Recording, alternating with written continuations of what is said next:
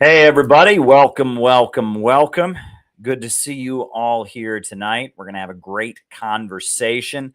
Hit the like button, hit the subscribe button, hit the notifications bell. It's always a pleasure to engage with everyone here tonight. It should be a great conversation. So let's go. Let's do it. American century. I say that the century on which we are entering can be and must be the century of the common man. A radical redistribution of economic power. I mean, we know that racism is just a byproduct of capitalism. Everything would be all right if everything was put back in the hands of the people. We need a government that will make sure Americans are taken care of and organize the economy to serve the people, not the profits of a wealthy few. We now have the techniques and the resources to get rid of poverty. We got to start getting out there with the people. Get out of the movement and get to the masses. We need a government of action.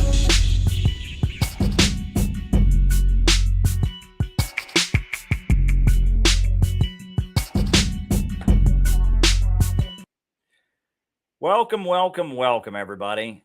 So glad to have you all here tonight. Now, for those of you who don't know the way we do things here on this channel, the way this works is I give my opening remarks, which is what I'm doing now. I talk about what it is I want to talk about. And while I am doing that, I will be writing down your super chat and Rumble rant questions. If you're on the Rumble, you want to send me a Rumble rant, I'll write it down. If you're on YouTube and you want to send me a super chat, I will write it down. Then after I get to the end of my opening remarks, at that point, we do a roll call where I call you all out as I see you, names and locations. We find out who it is on the other side of the camera who is watching this, which is always fun because it's always a wild, diverse crowd of people. And after we do that, after we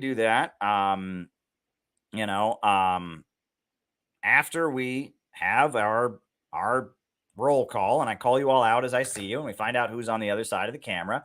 After we do that, then I start answering your super chat questions for the rest of the night. So if there's something you would like me to talk about in the second half of our program, by all means, send me a Rumble rant or a super chat and I will write it down and I will make a point of doing my best to give you some kind of answer or my thoughts or a comment or whatever in the second half of our show. That's the way it works. So I'll be writing them down. Hit the like button. Hit the subscribe button because they've been messing with us in the subscriptions on YouTube. This is why we're trying to transition to Rumble. We're going to stay on YouTube as long as we possibly can. But at this point, YouTube is not being good to us. And, so Rumble, Rumble's the best way to watch me. I like doing Rumble. If you want to send us a Rumble rant or a super chat, that'd be great. If you want to hit the like button and the subscribe button, that would be great. They're messing with us on the YouTube subscribe, so make sure you crush the notifications bell. You want to tweet this out, invite all your friends to come join us, right? Always bring a crowd, the more the merrier, etc. So I guess I will just jump into it. Well, we had a great weekend at Center for Political Innovation. We participated in the Humanity for Peace protests that happened around the country, August 6th. It was a great day to be in the streets, to speak up about the danger of a new world war against Russia and China. I was in New York City. Shout out to all the people that were in the streets with us in New York City. And also the Center for Political Innovation. We were heavily involved in Chicago, in the Chicago action. We were heavily involved in Portland. Friends of the Center for Political Innovation were involved in the rally in Houston. Also, shout out to the Party of Communists. They organized the protest in Seattle. They organized the protests all across California, Sacramento, Los Angeles, Bay Area, Humboldt. It was really, really great. There we go. I got our first super chat question. We'll be writing it down. So just let me type it down rather than write it down. I'll put it in there. Good question.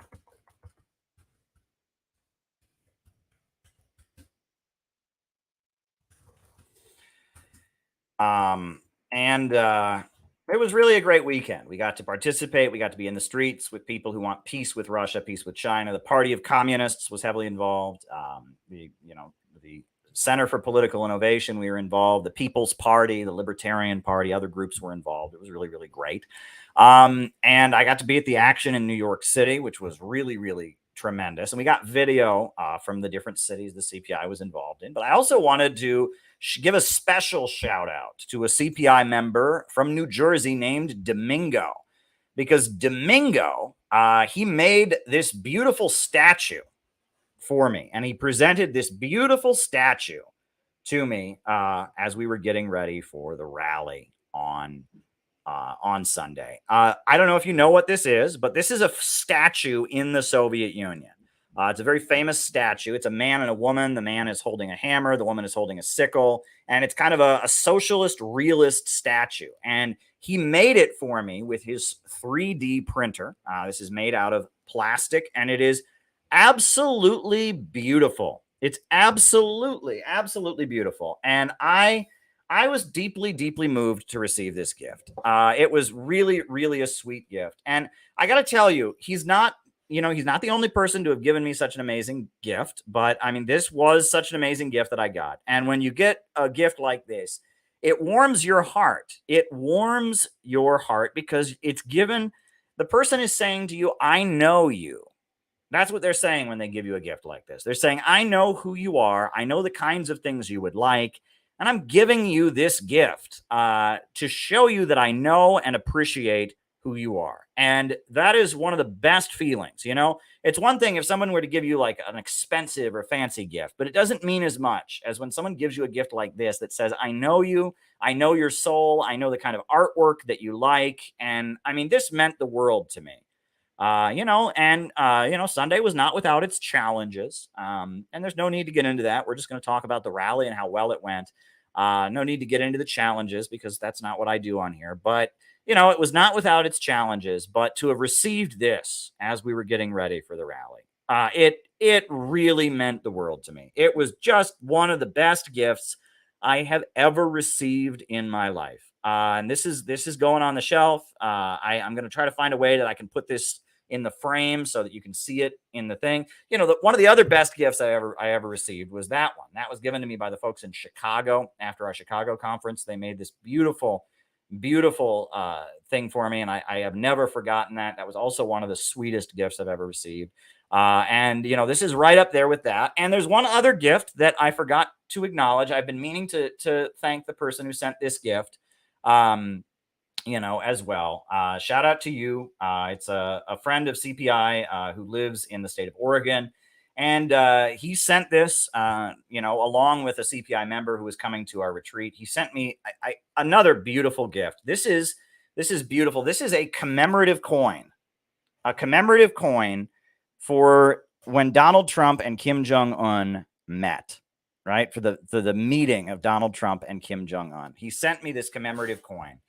Because and it was also a beautiful gift. So these are 3 beautiful gifts I've received from members and friends of CPI, and they mean the world to me. And it's like what the people who gave these gifts are saying is they're saying, we understand your mission, Caleb. We understand the mission of our organization. We listen to you when you speak. We understand what is important to you. So I hold all 3 of these beautiful, absolutely beautiful gifts I have received from CPI members. I hold them close to my heart. The commemorative coin from the friend in Oregon. I don't know if he wants me to say his name or not, but I know who you are, and it means the world to me. Thank you. Thank you so much. Beautiful.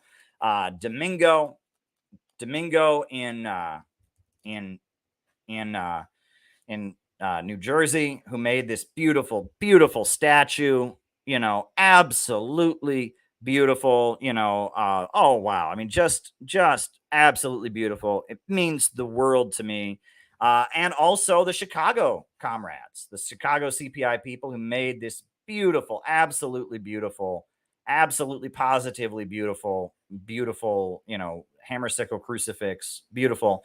you know, when you get a gift like this is so much better than any gift I ever got as a child, so much better than any gift I've ever received, because it is a gift that says, we hear you. And the best gift you can ever give me, is hearing what we have to say, hearing our unique, optimistic, socialist, anti-imperialist message. That's not about burning things down or tearing them down. It's not about degrowth. It's not about pessimism. It's not about hopelessness. It's about optimism. It's about construction.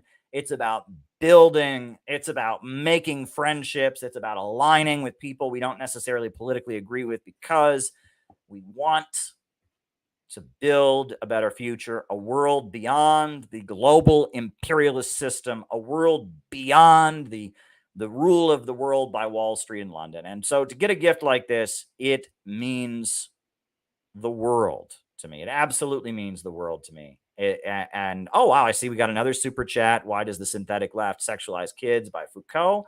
We will definitely talk about that. Very good. That's a Rumble rant that came in from Jamie Turner 97, and that's appreciated. And so I had to begin the show by saying thank you for these 3 unique, beautiful gifts, and thanking everyone who has stayed loyal to this community over the past few years. Because, like I said, I try to be positive. I try to not dwell on the bad, but Satan has thrown everything he possibly can at our community. They have called us Nazis. They have called us white supremacists. They have called us pedophile rapists. They have called us every dirty, nasty name in the book. If you're a libertarian or a conservative, they call us communists, which we are, but not in the same way the synthetic left is. And if you're a communist or a leftist, they call us Nazis and fascists, which we definitely are not that. We are the opposite of that.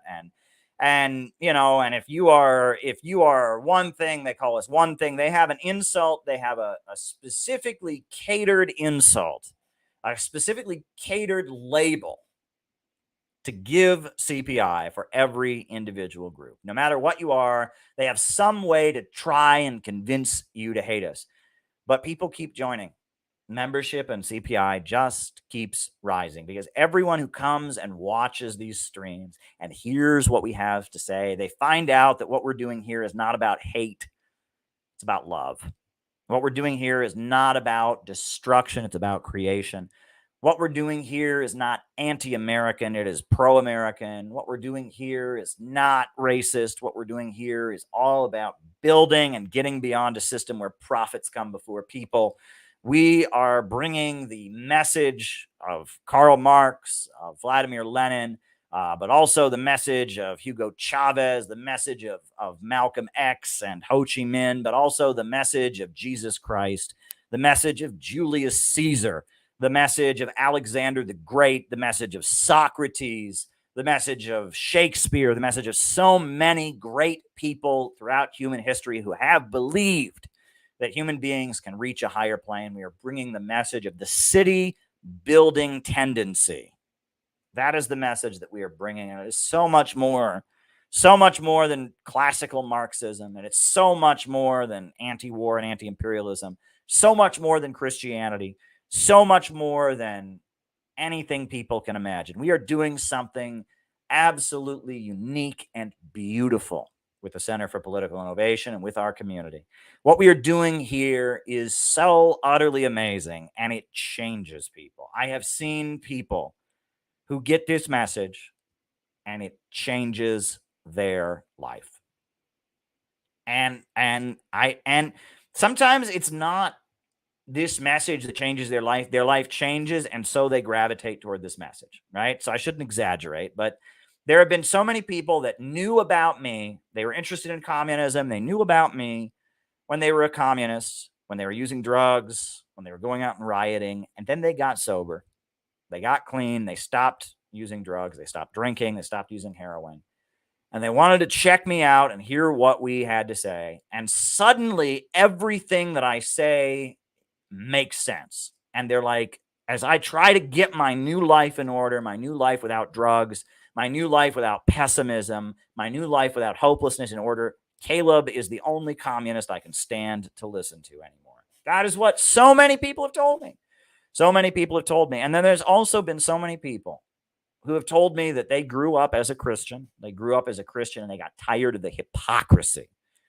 They got tired of seeing Christians not care about their brothers and sisters on the street. They got tired of seeing Christians support war and support bombing countries around the world. They got tired of seeing Christians that were more concerned about sex and gossip and judging other people and all of that. And they turned away from religion. They turned away from religion. They turned away from Jesus Christ because they associated Jesus Christ with his followers, with the people that speak in the name of Christianity, but judge, but condescend, but don't care about their fellow human beings, look down on other people who are struggling, support wars, support killing, demonize Muslims, demonize people of different faiths and different backgrounds, are bigoted, are condescending, and they came across me and what I had to say on here and what CPI had to say. And they said, Caleb, I have received text messages from people where people said, Caleb, you brought me back to Christ. I never would have given Christianity another thought if it hadn't been for your broadcast. You talked about how Jesus Christ was a proletarian. He was a carpenter who fought against the Roman Empire, and how Christianity emerged as the religion of the Roman proletariat, as the proletarian ideology, the proletarian movement, the light within the darkness of the evil satanic Roman Empire, the people who said love, not hate, in a society that promoted selfishness and imperialism and colonialism. And you brought me back to Christ, Caleb. You helped me reestablish my faith in God, my faith in Jesus Christ. And that means the world to me as well. I am here to save communism from the synthetic left, and I am here to save Christianity from bigotry and imperialism and capitalism. I am here to take two distinct historical trends that have been corrupted and gotten away from their original meaning and restore them to what they were meant to be. I am here to save communism from the synthetic left. I am here to save Christianity from capitalism and imperialism. And I am here to create a formula to revive the city building tendency in America, to unleash a force of spiritual and collective power that can bring truth and light to the United States of America, can empower America's working people to once again take history into their hands, to take responsibility for the future of their community, their neighborhood, their city, and their country, to empower themselves to remold this country beyond the greed of bankers and war profiteers, to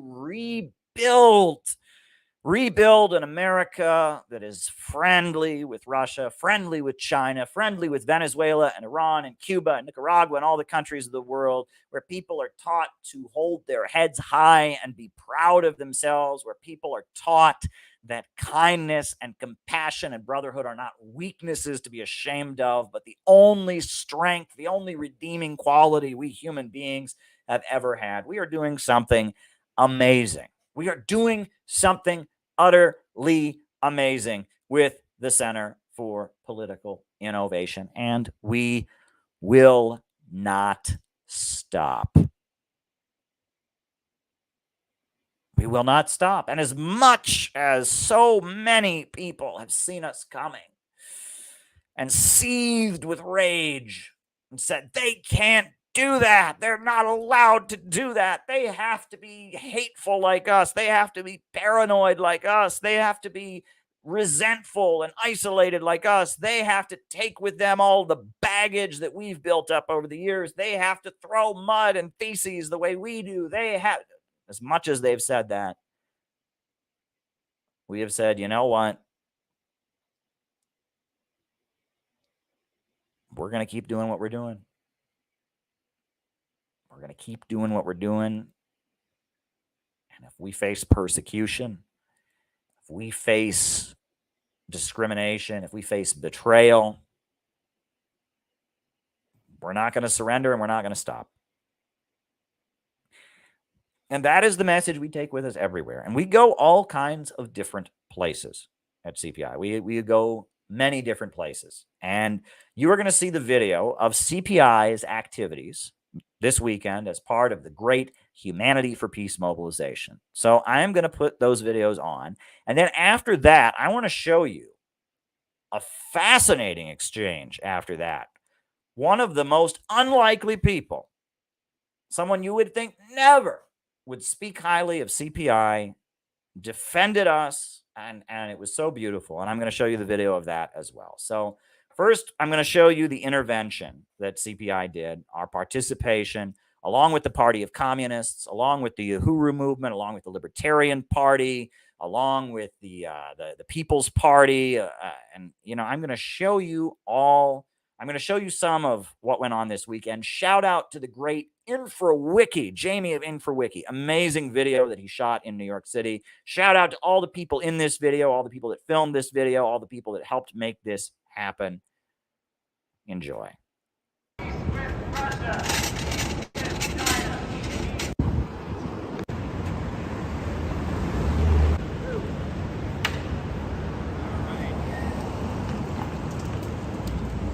Russia, peace with China, peace with Russia, peace with Russia, peace with China, peace with Russia, peace with China, peace with Russia, peace with China, peace with Russia. We're not strong enough. In the way. And he starts to opine on how it could be best used. That's Scott Ritter, by the way, the great Scott Ritter, who we welcomed on February 19th, gave him a reception. Scott Ritter, he was banned from the Rage Against the War Machine protest in Washington, D.C. And that's what happens. People judge other people, and so they blacklisted and banned this great anti-imperialist. So the CPI, we opened our doors to Scott Ritter, and we welcomed him there. And we gave him a hero's welcome on February 19th.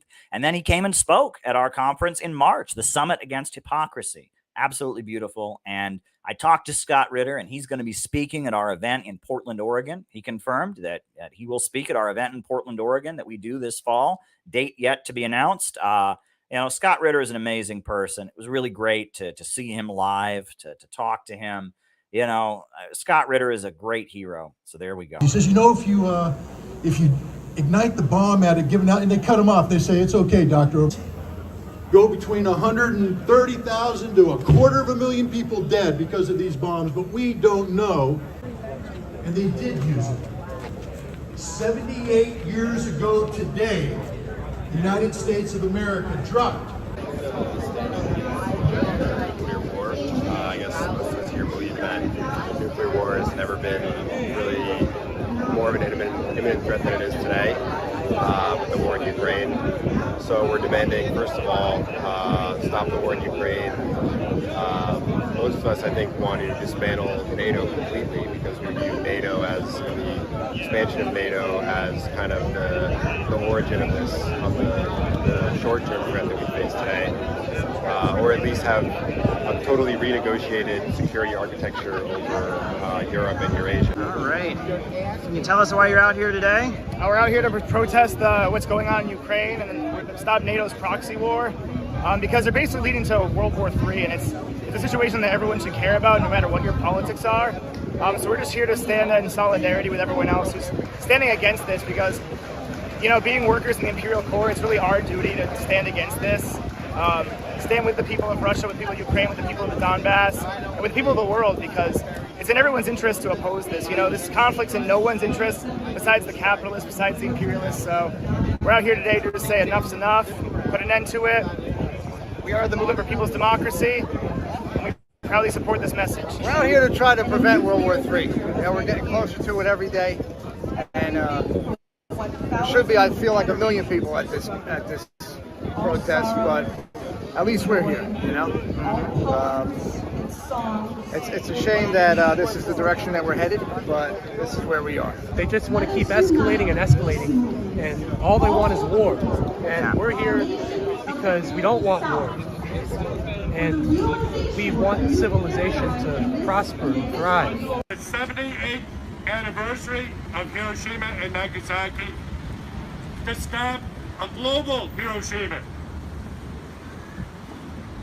People all over the world, in cities on 3 continents, are gathered today to call for a negotiated solution to the war in Ukraine before it becomes World War III. A negotiated solution is possible. A peace deal was in fact already signed by Ukraine and... That's John McCarthy, by the way, a CPI member who has just devoted himself to the cause of supporting the Uhuru movement, by the way. John is a person who gets my admiration on so many levels, a longtime activist. He read a beautiful, beautiful poem at our recent event, that was just about an old rebel, about how you keep going no matter how old you get. And we're so glad that John was there. And it's John and Ellie, 2 of our members in Chicago. They did a great job at the rally there on the street corner. Russia almost a year ago in Turkey. Boris Johnson and Joe Biden ordered Zelensky to tear that deal up. Everybody died in this war, every man, woman, and child. Since that peace treaty was signed and torn up, that blood is on the hands of our leaders. Same banner we had in New York. That was the banner we had all over the country. 3 different cities. This beautiful banner got unfurled. Shout out to President Elizabeth Young. She designed the banner. She is the one who designed our beautiful banner. CPI President Elizabeth Young, who is a Portland organizer, who you're going to see later in the video. But same banner we had in multiple cities. Peace with Russia, peace with China, no World War III. And actually, I don't know if people saw, but the NAFO, the pro-Ukraine Twitter, has actually turned our banner into a meme. I mean, it's unbelievable. They think there's something offensive about this message. Peace with Russia, peace with China, no World War III, no police state. We love you, John. Continue. Nations all over the world are trying to negotiate a solution to this war. President Xi of China is trying to negotiate a solution. Pope Francis is trying to negotiate a solution. African heads of state, 7 of them, are traveling the world trying to negotiate a solution. But our leaders here in the United States will not allow it. We need to force them to allow it. This war has gone from a cold war to a proxy war to a hot war. We need to stop it before it becomes a nuclear war. We're here today because we see that a 3rd World War.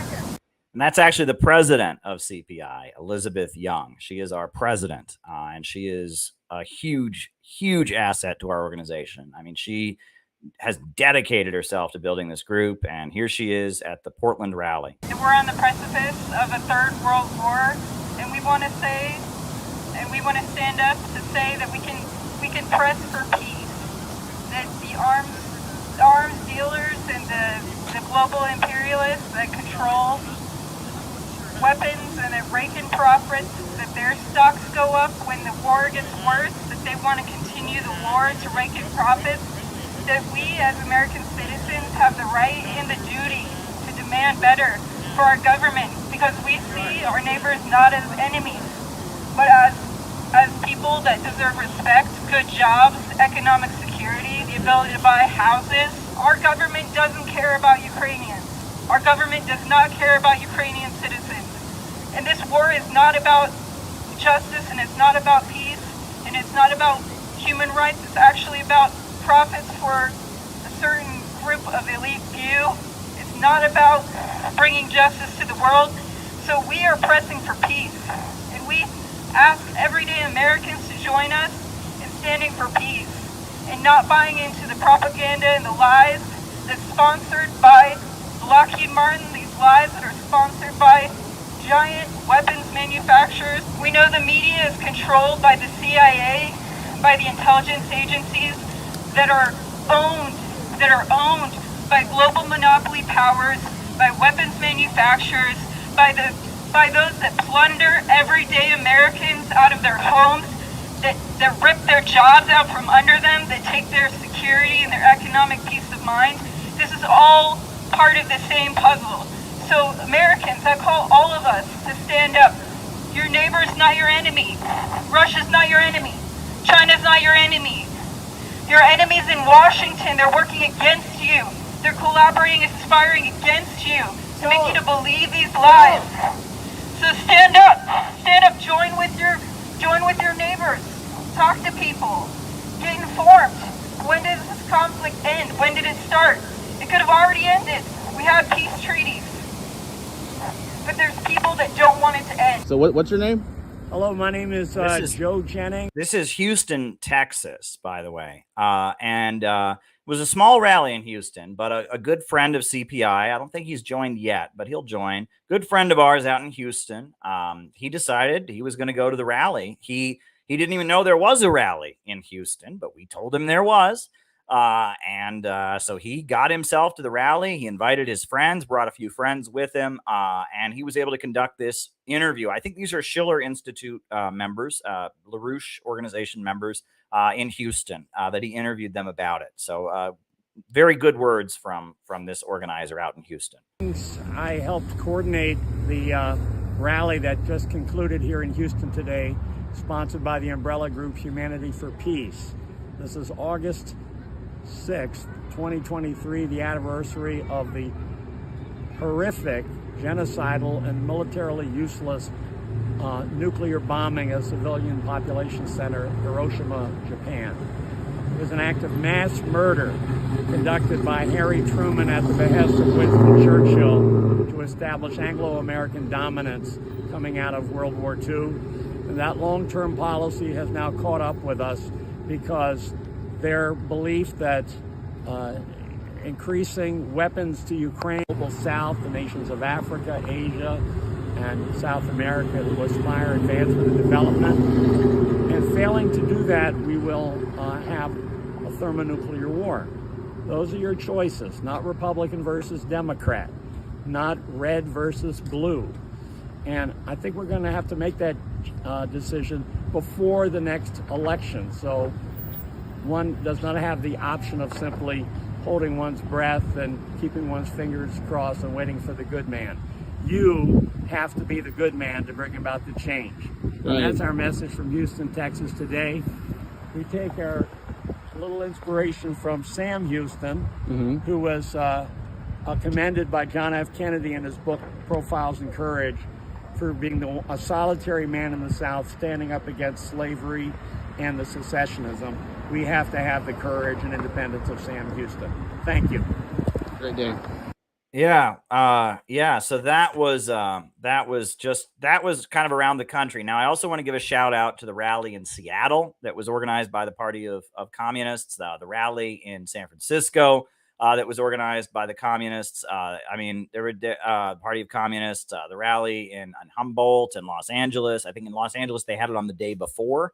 But it was organized by the Party of Communists, and communists had a lot to do with making these rallies happen. Libertarian Party was involved, the People's Party was involved, other groups were involved, but communists had a lot to do with making the rallies happen in many different cities, and many different communist groups were involved around the country. So I just want to make sure that people are aware of that. While the woke crowd, they certainly boycotted. I mean, they want nothing to do with this. Oh my God, you want peace with Russia? You're talking about, nuclear war and not the latest cool way to be transgender. Oh my God, we can't have you, but that's not the attitude of all communists. They don't represent all communists and all Marxists. They represent a deviant trend that got their politics from the CIA and the Frankfurt School, not from genuine Marxists. And thank you, John, for that link. I do appreciate it, and I will do my best to upload that clip soon.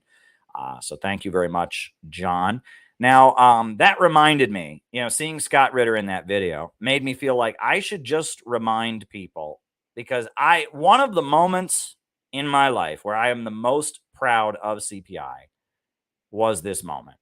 This moment last February was absolutely epic. And this is the moment when Scott Ritter, when he came to, he came to the CPI reception after the Rage Against the War Machine. The cancel culture mobs had succeeded in driving Scott Ritter out of the Rage Against the War Machine rally. So we had a special reception for Scott, and this is what happened. Ideas are great, but the reason that the Center for Political Innovation exists is to put on events like this, to give a platform to ideas we don't widely hear in the United States, to educate people about anti-imperialism and socialism. And that is why it is really an honor tonight to bring forward our guest of honor, a real hero, someone who deserves to be heard from the heavens. Everyone should hear what this man has to say. Scott Ritter is here. Scott Ritter is here. We are proud that Scott Ritter is here. This is a hero. This is a hero right here.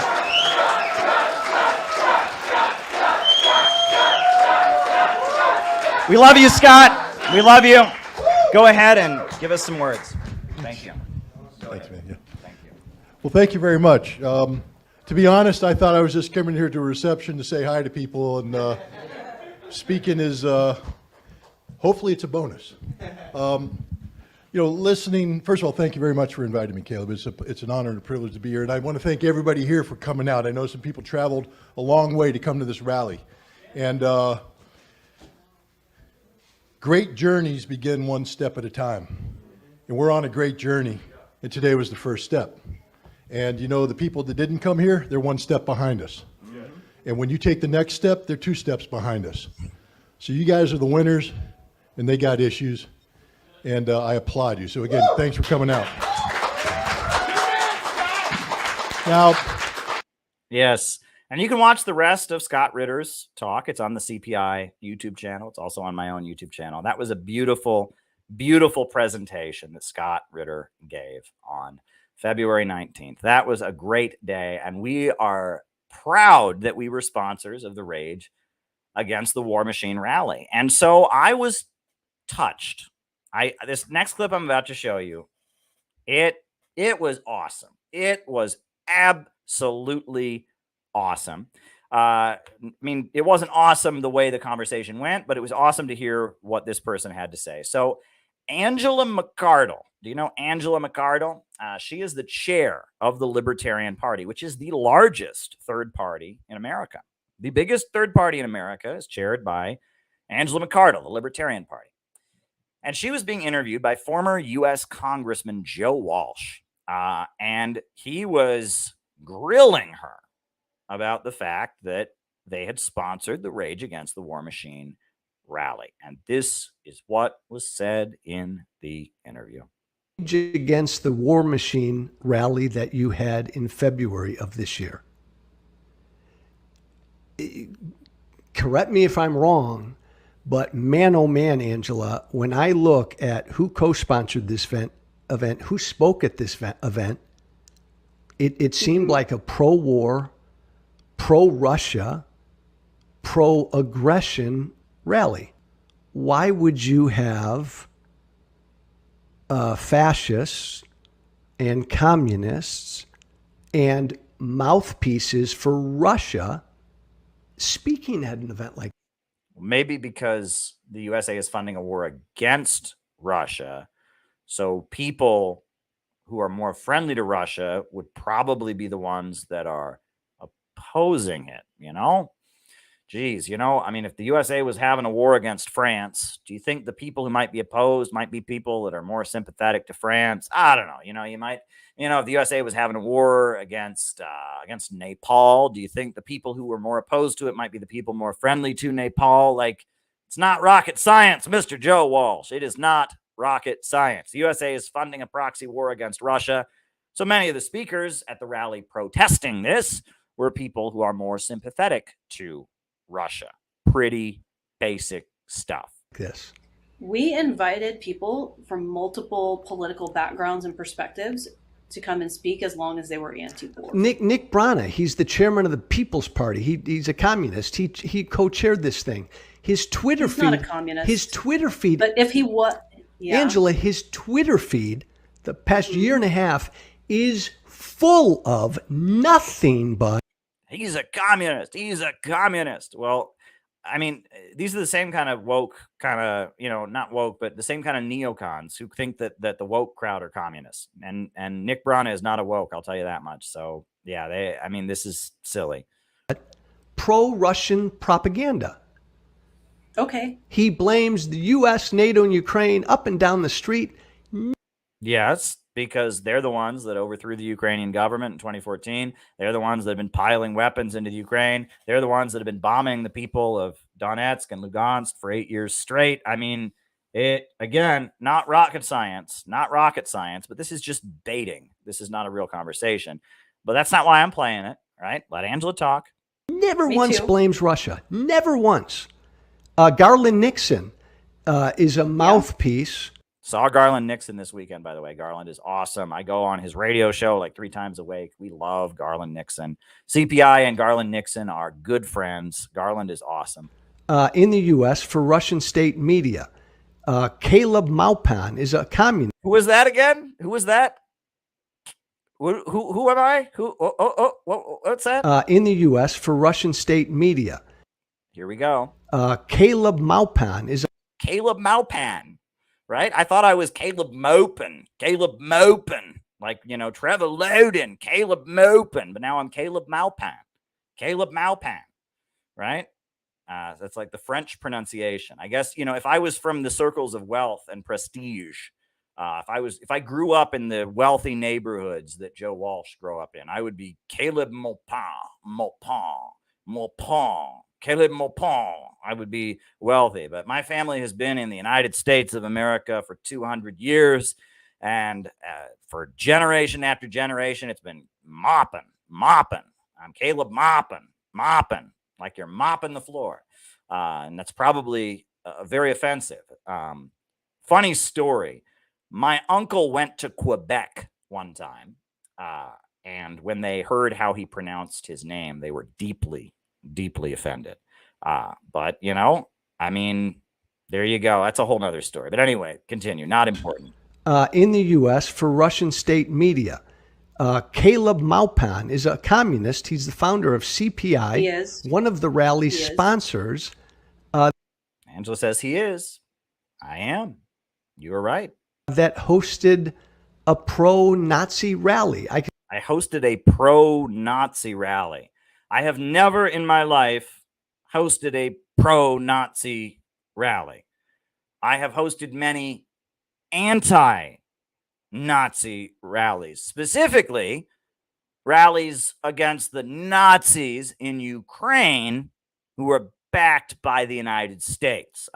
Generally, as a communist, I hold anti-Nazi rallies, not pro-Nazi rallies, right? Got to be clear on this kind of thing. It might be hard for Mr. Walsh to understand that, but generally communists, the people who like saved the world from Hitler, don't host pro-Nazi rallies. They host anti-Nazi rallies. But let's continue. Caleb Maupin is a communist. He's the founder of CPI. He is. One of the rally's sponsors. Yes, I am. That hosted a pro-Nazi rally. I could go. No, I didn't. I name one pro-Nazi rally I've ever hosted. Like, what would that be like, right? It's like they're having a pro-Nazi rally, and here's our host, Caleb Maupin. And I come out, hey, everybody, who here is full of hate and bigotry? All right, everybody, I'm hosting the Nazi rally. Who here is full of hate and white supremacism? Yeah. Like how does one host a pro-Nazi rally? Like, what is that like? And if you're the host, does that mean like you introduce the musical acts, right? And next we've got Joe Hitler and the Haters, followed up by a ventriloquist performance by little Johnny Nazi. This is like, I'm just like envisioning in my mind. Was I wearing a tuxedo while I hosted the pro-Nazi rally? Was there a raffle at the end of the pro-Nazi rally? Like, did I get up at this like pro-Nazi rally and I'm like, all right, so we are auctioning off an autographed copy of Mein Kampf. Let's see who wins it tonight. I mean, this is just, he just made that up, right? I have never once hosted a pro-Nazi rally. Every CPI event begins with our anti-fascist pledge of unity, the pledge of the World Democratic Youth Federation. Right. So I mean, he just pulls that out of his ass. And this just shows you, by the way, right, that this whole interview, right, he says things that are not true and tries to get her to respond to them. Right. And I'm not there to defend myself. Right. You know, and I mean, Angela doesn't know my biography. I don't think she's ever met me in person in her life. So she doesn't know. I mean, for all she knows, maybe I did. I mean, and if you just gotcha people, you just jump on, you just ambush people like that. What are they supposed to say? Right. But anyway, there are like 15 speakers. Heaven forbid we take $1,000 from someone so we can have an appropriate sound system to put on. Yeah, that's right. And we did donate. We did give a substantial contribution. Wait a minute. We had... You're better than that. You let a guy like that, a pro-Russia, communist, fascist, whatever he is, speak. A pro-Russia, communist, fascist, whatever, speak. Well, no, I didn't speak at the rally, actually. I didn't speak. But we were sponsors of the event, and we had a reception afterwards, with Scott Ritter. But, we were sponsors, and Elizabeth Young spoke at the closing rally at the White House, but I didn't speak. No, I did not speak at the rally. That just didn't happen. We sponsored the event. Because he gave Maybe you I'll have a public conversation with him. To talk about communism and his views. Yeah. Well, hey, Angela, you're welcome to come chat with me anytime. I'll chat with you. I would love to have a public conversation with you about communism and my views. That would be great. That would be great. And I think that's a great response. Wait a minute. You just said that he gave you $1,000 for the event, so you let him speak? Did. I mean, they were a sponsor. It's yes, we did. We sponsored. We gave money. You said he gave you $1,000. Yes, I did. Yep. Yes, sirree, Bob. I did not give it out of my personal funds. It was donated from the CPI bank account by our, officially handled by our president, Elizabeth Young. Yes, we were official sponsors of the rally, and our logo was on all the announcements. Yes, sirree, Bob. We were sponsors of the Rage Against the War Machine rally. Yes, sir. Yes, sir. Yes, sir. We did. You got that right. It's so interesting because a common thread here is you don't want to judge and you don't want to necessarily weigh in, and you'll have an anti-war rally with an anti-war rally with a bunch of pro-war speakers. No, a bunch of people who don't want the United States to be funding and prolonging a proxy war against Russia. That does not make us pro-war. That makes us opposed to escalating and continuing and using Ukraine as a battlefield to test weapons against Russia. Is oxymoronic. That makes no sense. Right? I know welcome all viewpoints, but at an anti-war rally, you had a litany of speakers who are pro-war. You're pro-war. You're telling me right now you're pro-war. Oh, okay. Because they also say they're not pro-war, so that's very interesting. No, a number of these, it's almost like nuance kind of matters. A number of Maybe these nuance. people identify. Scott Ritter. He didn't speak at our rally. He was invited to speak, correct? He was invited to speak. He ended up not speaking. Jackson Hinkle was a speaker. He writes constantly of how he wants Russia to win the war and take over all of Ukraine. Why would you allow a guy like that to speak at an anti-war rally? Because the rally is opposed to what the United States is doing, not what Russia is doing. Well, I certainly don't agree with that. I don't want Russia to take over all of Ukraine. And neither does Russia. Russia's not trying to take over all of Ukraine. Russia is trying to defend the people of the eastern regions who voted to join with Russia. And hopefully it won't. I was really glad that he came and brought an anti-war message when he did speak. Yeah. So yeah, Angela, hey, if you're watching, if you want to have a public conversation about communism, which I know you're vehemently opposed to as a Mises Caucus person named after Ludwig von Mises, anytime, you and me, let's do it. Let's have a chat. We've been in touch before, and I admire you, and I admire the direction you're taking the Libertarian Party. If anyone believes what Joe Walsh says, I have the world's famous Sydney Harbor Bridge up for sale for $10, says David Fox. There you go. There you go. But that interview just kind of shows you, it kind of shows you, because I wasn't there, and Angela doesn't know my biography. You know what I mean? She doesn't know anything about me.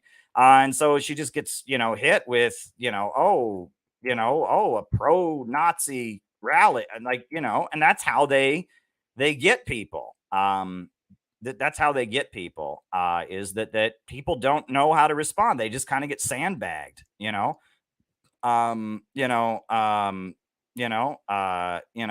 they just kind of get sandbagged, and they get hit with, oh, this person, blah blah blah blah blah, and they're like, whoa, did they really do that? I mean, I don't know, and that's this game that they play, and this is classic McCarthyism, right? It's guilt by association. And you'll notice Joe Walsh, when he interviewed her, and I watched the entire interview after I found out that CPI came up, Scott Ritter came up, all kinds of people came up. I thought, I have to watch this whole interview. And I watched it. And you'll notice that the whole interview, never once do they ever talk about what libertarians actually believe. It's all just, well, I don't know, you might be a racist because blah, blah, blah, blah, blah. Or I don't know, you shook hands with blah, blah, blah, blah, blah. Or I don't know, this person, blah, blah, blah, blah, blah. Right? And Angela doesn't have any of it. She does not have any of it. She is just like, this is some bull crap. This is some bull crap.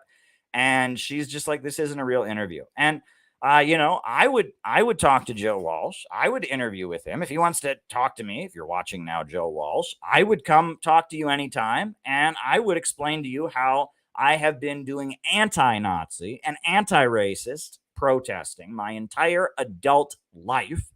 I am not in any way pro-Nazi, and I've never hosted any pro-Nazi rallies, right? Generally, pro-Nazi rallies, they're hosted by, Seth Rogen, Whoopi Goldberg, the kind of people who host the Oscars. They generally are the people that they have at their pro-Nazi rallies. They want like a really well-known comedian, Billy Crystal. I think he hosts pro-Nazi rallies. But my reputation as a comedian, as a celebrity host, is not well established. I'm more in the newscaster business. Newscasters don't generally get hosting invitations. I also do political commentary. People don't really like that. But, if you're looking for someone to host a pro-Nazi rally, right, I would go more, the award show route, like the Oscars. I'm just kidding. No, it's just a funny thing. Hosted a pro-Nazi rally. That's a new one. I have never heard that smear before. Maybe there's another, maybe he means that there was a pro-Nazi rally that was outside and it was snowing. And they got so cold.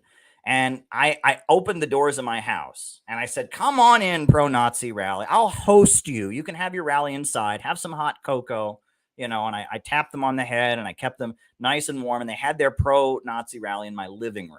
Maybe that's what he means by hosting them. I was a generous host. I provided hospitality because they were out in the snow and they were cold, and, they thought it was going to be a nice day for their rally, but they were just so cold. So I hosted them into my house. I had my wife, who's not white, make them hot cocoa and cookies. Come on. I mean, this is, hosted a pro-Nazi rally. Well, that inspires me. This is great. I'm just coming up with stuff off the top of my head tonight. But I wanted to show you this. This is what I did when a pro-Nazi Ukrainian president, Petro Poroshenko, came to speak at Columbia University in 2015. I got it, James. All right, this is what happened when Petro Poroshenko, the president of Ukraine, who was pro-Nazi and sympathetic to Ukrainian fascists, this is what happened. I didn't mention Seth Rogen, but there you go. This is what happened when Petro Poroshenko came to Columbia University. This is video of me. This is how I responded to an actual pro-Nazi rally being held at Columbia University by Petro Poroshenko. This is what happened. This is what we did. This was our response. Oh goodness, it's doing that thing where the video doesn't come up. Hold your horses. Hold your horses. Anyway, the video's here. I just got to show it on the screen. This is what happened back in 2015 when Petro Poroshenko came to Columbia University. This is me back in 2015.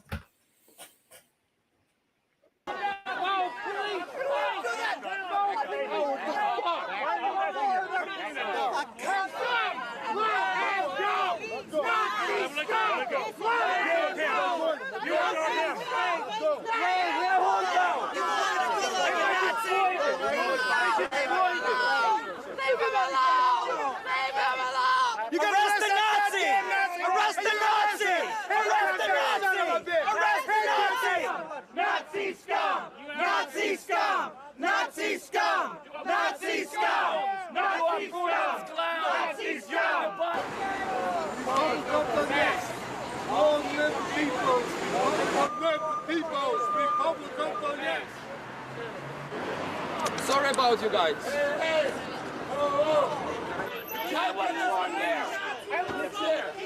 What do you know? You know nothing. Asshole! Hey, arrest that son of a bitch! Arrest him! Arrest him! Arrest him! Arrest that son of a bitch! Diplomatic immunity! Fuck you! You're running like a Russian gun! Nazi scum! Nazi scum! Nazi scum! I think we're here because we don't want a new war with Russia. A war with Russia would be a disaster, and the United States needs to stop propping up the fascist junta in Kiev. Ukraine! Nazis off campus! U.S. out of Ukraine! U.S. out of Ukraine! Nazis off campus! U.S. out of Ukraine!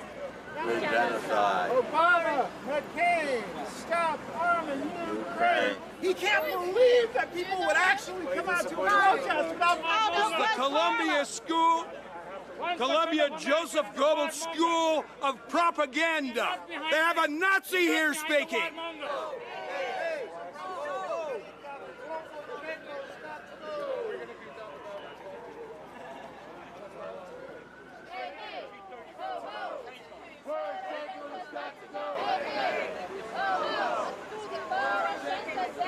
No more dollars for Nazis in Ukraine. Yeah, so I think Joe Walsh got confused. He must have seen that video and he got confused. I hosted an anti-Nazi rally. Yeah, I was there hosting an anti-Nazi rally, waving the flag of the Soviet Union and their anti-Nazi army that liberated Berlin from the Nazis. That's what I was doing. So, you know, he got a little confused. He said pro-Nazi rally. What he meant to say was anti-Nazi rally. Big difference. Big difference. Big difference. Who was that guy with the Ukrainian flag? Oh boy. I'll tell that story during the Q&A.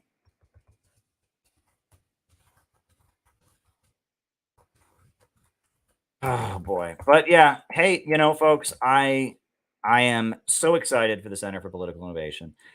We were focused on August 6th and mobilizing our support for the August 6th demonstrations around the country. And we did a hell of a job, as you just saw. Heck of a job in Seattle, or heck of a job in Portland, heck of a job in Chicago, heck of a job in New York. Great work, great work. And you know, I mean, it wasn't just CPI people. We also brought some friends, you know, from Manhattan Family Church. We brought some friends from the, you know, a Chinese film production crew that we're friends with. They came and they filmed things during the rally. That was really awesome. And you know, that was really, really great. It was really, really great. Oh, you want a link to the clip? Hold on. You want a link of that video of me hosting an anti-Nazi rally. Here's the clip. Protesting Nazi Poroshenko at Columbia University. Here you go. Here's the link. Yeah, and have fun tweeting that at old Joe Walsh. You know, but yeah. So, what was I talking about? Now I've lost my train of thought. What was I talking about? I was talking about, oh, anyway. So we were focused on building the August 6th rally, and we did a heck of a job. We intervened. We brought our friends. We intervened. We did a great job. Great success, right? Great success. You know, Uhuru, we made sure that Uhuru was there at the rally. You know, they didn't get an invitation. They didn't hear about it, but we made sure that they were there. Noah, CPI member in Boston, he reached out to Uhuru. They heard about the rally, so they were at the rally, which was really, really great. I got a selfie with one of the Uhuru people, and they thanked me for all of CPI's support. You know, we have done so much because the Uhuru case is so essential. So we're really glad we were able to connect them with the rally. That was really, really great. Really, really great. You know, and so now that August 6th has concluded, today is August 7th. Now we are focused. Now our focus is on our upcoming conference in Portland. It's our upcoming conference in Portland. And the CPI, we're having our national Zoom call this Saturday to talk about what we're going to do in Portland. Because it's going to be in Portland. We haven't decided on a date yet. We're thinking early October, right? Because I have the big week at the United Nations. I'll be working at the UN. I can't come up in September, right? But as soon as September's over, once the big UN week is over, things slow down for me a little bit with my job. And so I can probably find the time to get myself up to Portland, but we'll have to see. But the main thing we want to do, right, is that we want to focus on recruiting new people to the Center for Political Innovation. And we want to develop a strategy for doing so. And we have in mind the budget we're going to need, but we also want a budget for outreach, and we want to figure out how to raise the money, etc. And we are currently trying to piece together what exactly our approach to the conference in Portland in October will be, because we want to have a new approach. Because lately we had two conferences this well, actually three if you count the reception. We did the reception after Rage Against the War Machine rally. That was in February. We did our 2-day national conference in March, and then we just did our July 10th event in New York City. We did that. We did all of that. We did all of that. And, you know, it was great what we did. And Peter Coffin's documentary about our March conference is coming out. And Peter Coffin's documentary about our July 10th conference is being completed. And, you know, it was great. And the last conference, the documentary's up there. It's beautiful. You can watch the link below. And we flew in our friend Jyoti Brar, you know, and it was really, really great. And, you know, but we need to bring in new people. We need to bring in new people to our conferences, right? And, you know, our group is great and we do great things when we're together, but we need to expand our ranks. And social media is rigged. It is absolutely, positively rigged against us. And there is no question. Oh, I got another super chat. Kudos to your unwavering bravery and organization. Well, thank you, Unknown Owen. And I'm putting that on the list. You know, social media is absolutely rigged against us. And there's no way around that. I mean, it is completely rigged against us. You know, we're shadow banned. They're messing with our subscriber count. You know, they've had big, huge accounts do nasty hit pieces lying about us, and social media is rigged. And that people that get interested in communism in the United States, you know, you all watching now, you're the exception. There's a lot of you that got interested in communism, and for whatever reason, you had the bravery and the courage to start watching these broadcasts, and you learned what we had to say, and it hit home with you, and my hat goes off to you. You are the exception to the rule, because most people in America, this is just a fact, right? There's just no way around this. Most people in America who get interested in communism get interested in it because they grow up in America, and they know that in the context of America, communism is Satan. It is, right? In America, we're taught that America is a great country because we hate them goddamn commies. We are taught that communism is Satan. And so a lot of people who get interested in communism, they get interested in it, unfortunately, because they want to be satanic. They want to be like teenagers who get into Satanism, right? They want to go against whatever the prevailing society says. They don't want to make the country better. They want to let everyone know how angry they are. They want to voice their opposition to the society they live in. They want to express their resentment and anger. They want to get mad at their parents, get mad at their teachers, get mad at the government, and let everyone know, I'm a communist. Fuck you guys. Fuck you guys. I'm a communist. Right? And I mean, that's a phase we all go through. Okay. And I mean, there's plenty to be mad at in America, right? It's not like we want to belittle that. And, people have to do that. It's part of growing up, right? It's part of being a teenager, right? As people go through this kind of phase. But serious, genuine communist politics is not like that. It's not. I mean, if you go to any communist country, that is not what Mao was doing in China. That was not what the Bolsheviks were doing in Russia. That was not what Fidel was doing in Cuba. That is not what Nicaragua and the Sandinistas are doing. I mean, it's not what communism is around the world, right? Where communism actually ends up taking power and establishing a government, it ain't teenage Satanism. It is an optimistic mass movement. It's illiberal. It is collective. It is something very, very special. And a lot has changed since the Cold War. And that's a whole theme that we teach classes on in CPI and all of that. It's not the same as it used to be. A lot has changed since the Cold War. So because of that, right, people who get interested in communism in America, unfortunately, are the kind of people that wouldn't like what CPI is about, because we wave the American flag. And we talk about Christianity, and we talk about loving your country, and we talk about friendship with countries around the world, some of which, like Iran, like Russia, are not communist, and that's okay. We want peace with them. And so people don't get it, right? The other thing is that there has been a relentless social media campaign against the Center for Political Innovation. So the first thing is, if you're a teenager and you become a communist because you're satanic, or you're interested in Satan, or you want to rebel, the first thing that happens whenever you do anything communist is that you immediately get told that Caleb Maupin and CPI are no good. And we've been banned from Communism Reddit. You cannot post anything about us on Communism Reddit, Communism 101 Reddit, Tanky Reddit. I mean, they have banned us from every communist space on Reddit.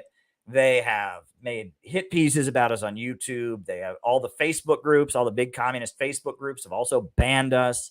And that like, if you just get into communism, the first thing you learn is that we're a bunch of evil white supremacists, even though many of us are not white, and etc.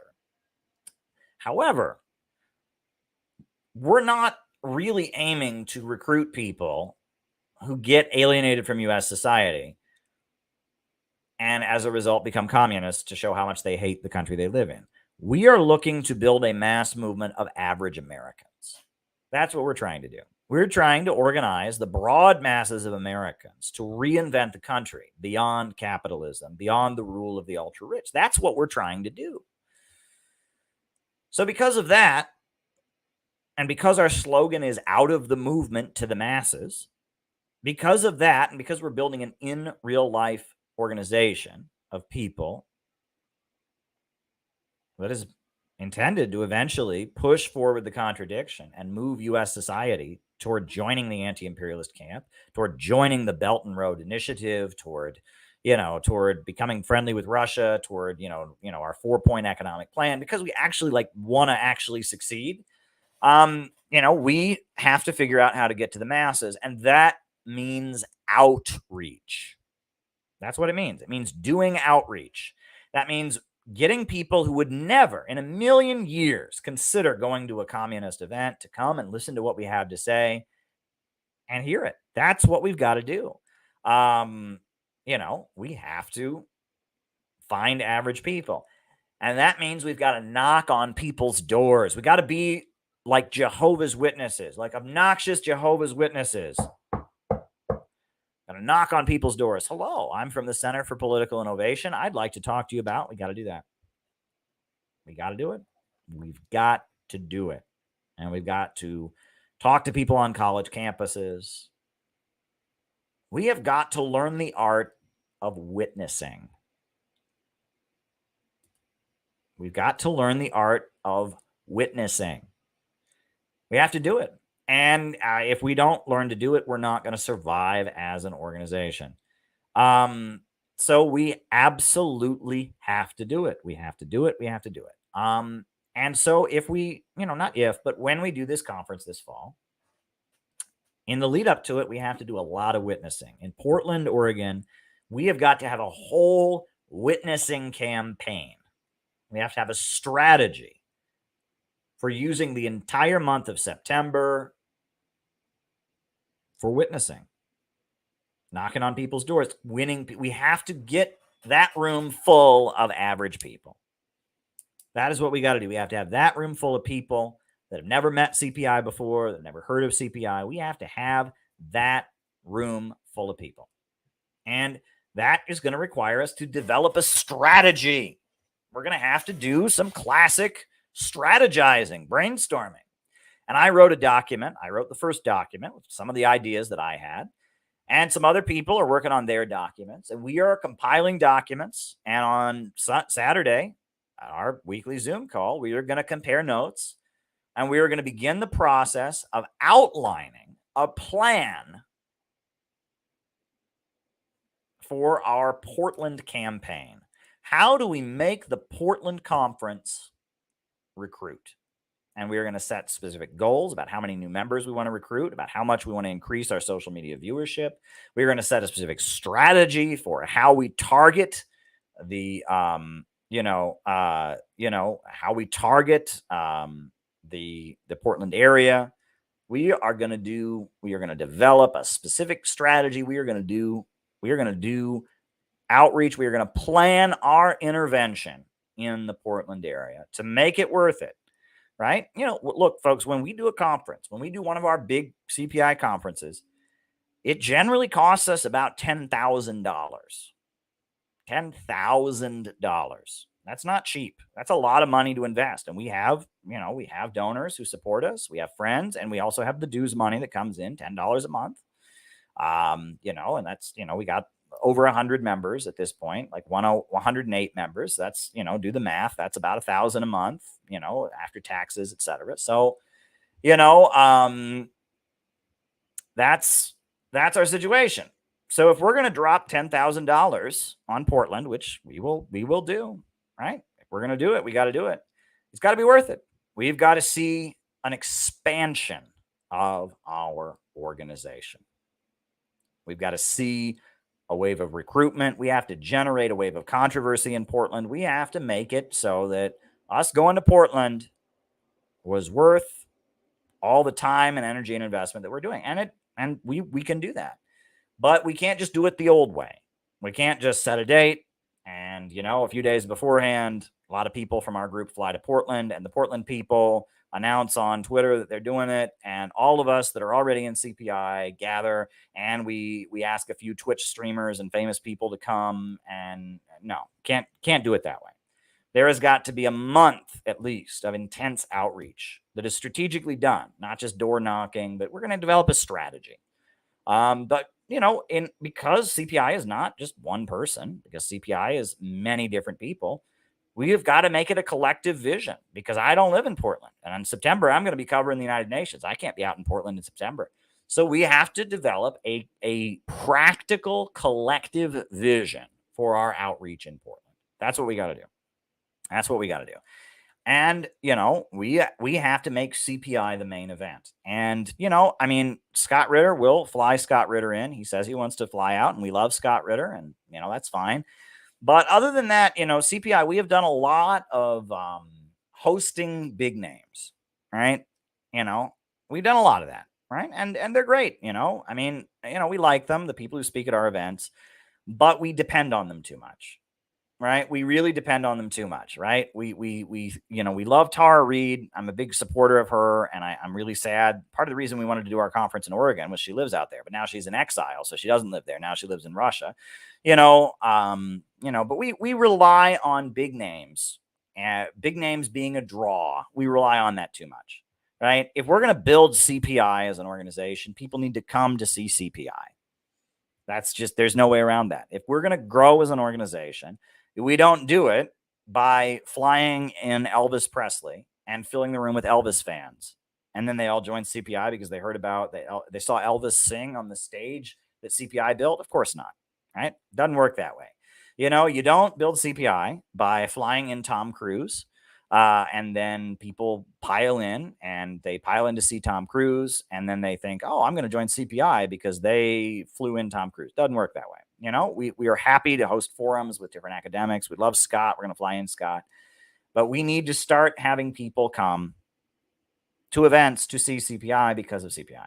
And, that's going to be harder to do because we're not as well known as Tom Cruise and Elvis. We're not. But that's fine because it's harder. But that's because we need to do it, right? What is it John F. Kennedy said? We do these things not because they are easy, but because they are hard. He's right? That doing the hard work is where you get the payout. There are no shortcuts in life. There are no shortcuts in life.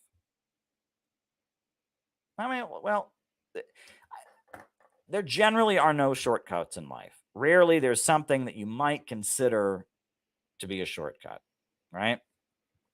But for the most part, there are no shortcuts in life.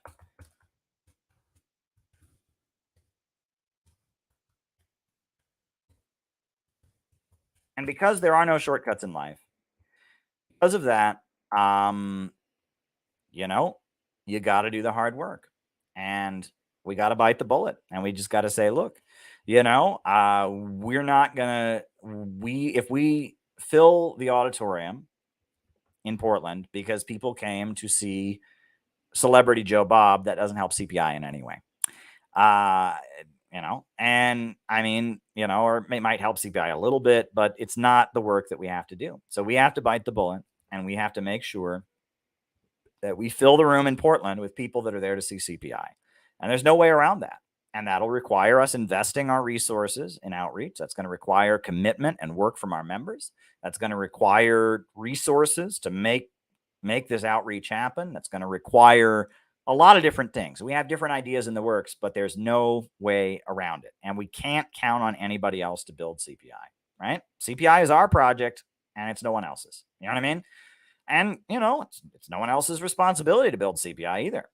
It's on us, right? We can't blame anybody else for not building CPI because CPI is our project. But that's what we're doing for Portland. And, I know there's people it's funny, there's this guy out in Portland who was part of the rally yesterday. His name's Miles. And Miles keeps messaging me, when's the Portland conference? When's the Portland conference? And I know Alex Dillard from the Party of Communists, he's constantly messaging me, when's the Portland conference? When the Portland conference? I'm like, guys, we don't know when it is yet because we have to have a conversation as an organization about how we're going to do the Portland conference and how we're going to make it count. Because if we do it and it doesn't count, we don't get anything out of it. But if we do it and we make it count, that's a win for CPI. And we have to set specific goals. We just have to do that, right? We have to think of ourselves as we have a job to do. We got to get the job done. We have to be able to measure success and failure. We got to think about this in a scientific way, right? We're not in this to feel good, right? We need to set specific goals in terms of expansion, in terms of recruitment. We have to set those goals. We have to figure out what our plans are. That's what we've got to do, right? There was some stupid drama about a year ago, and we recovered from that drama, and we had an amazing comeback, right? February 19th, amazing comeback. March conference, amazing comeback. Conference video, film, beautiful film about the conference by Peter Coffin, amazing comeback. July 10th, amazing comeback. Our intervention and our participation in Humanity for Peace, amazing comeback. But now that we've gotten the amazing comeback, now we have to focus on building. We have to restructure and we have to figure out building. And so we're doing that. We're having that conversation. And if you want to do it with us, join the CPI. That simple. We could always use new members. And if you are down for building our optimistic, progressive, socialist movement in America, our constructive socialism that loves the country, that loves the world, if that's what you're about, join the CPI. $10 a month is the dues. It's not much. So join the Center for Political Innovation. We could use you as a member. We will probably start fundraising for the conference. We'll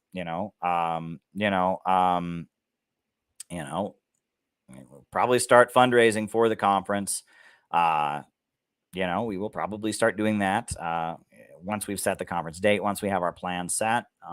But yeah, we're going to do this Portland conference. We're going to figure out how to do it and how to do it in a way that builds our organization. That's what we're going to do.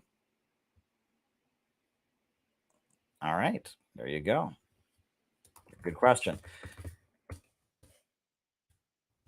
So on that note, folks, names and locations. Names and locations. Who is with us tonight? Names and locations. I will call you all out as I see you.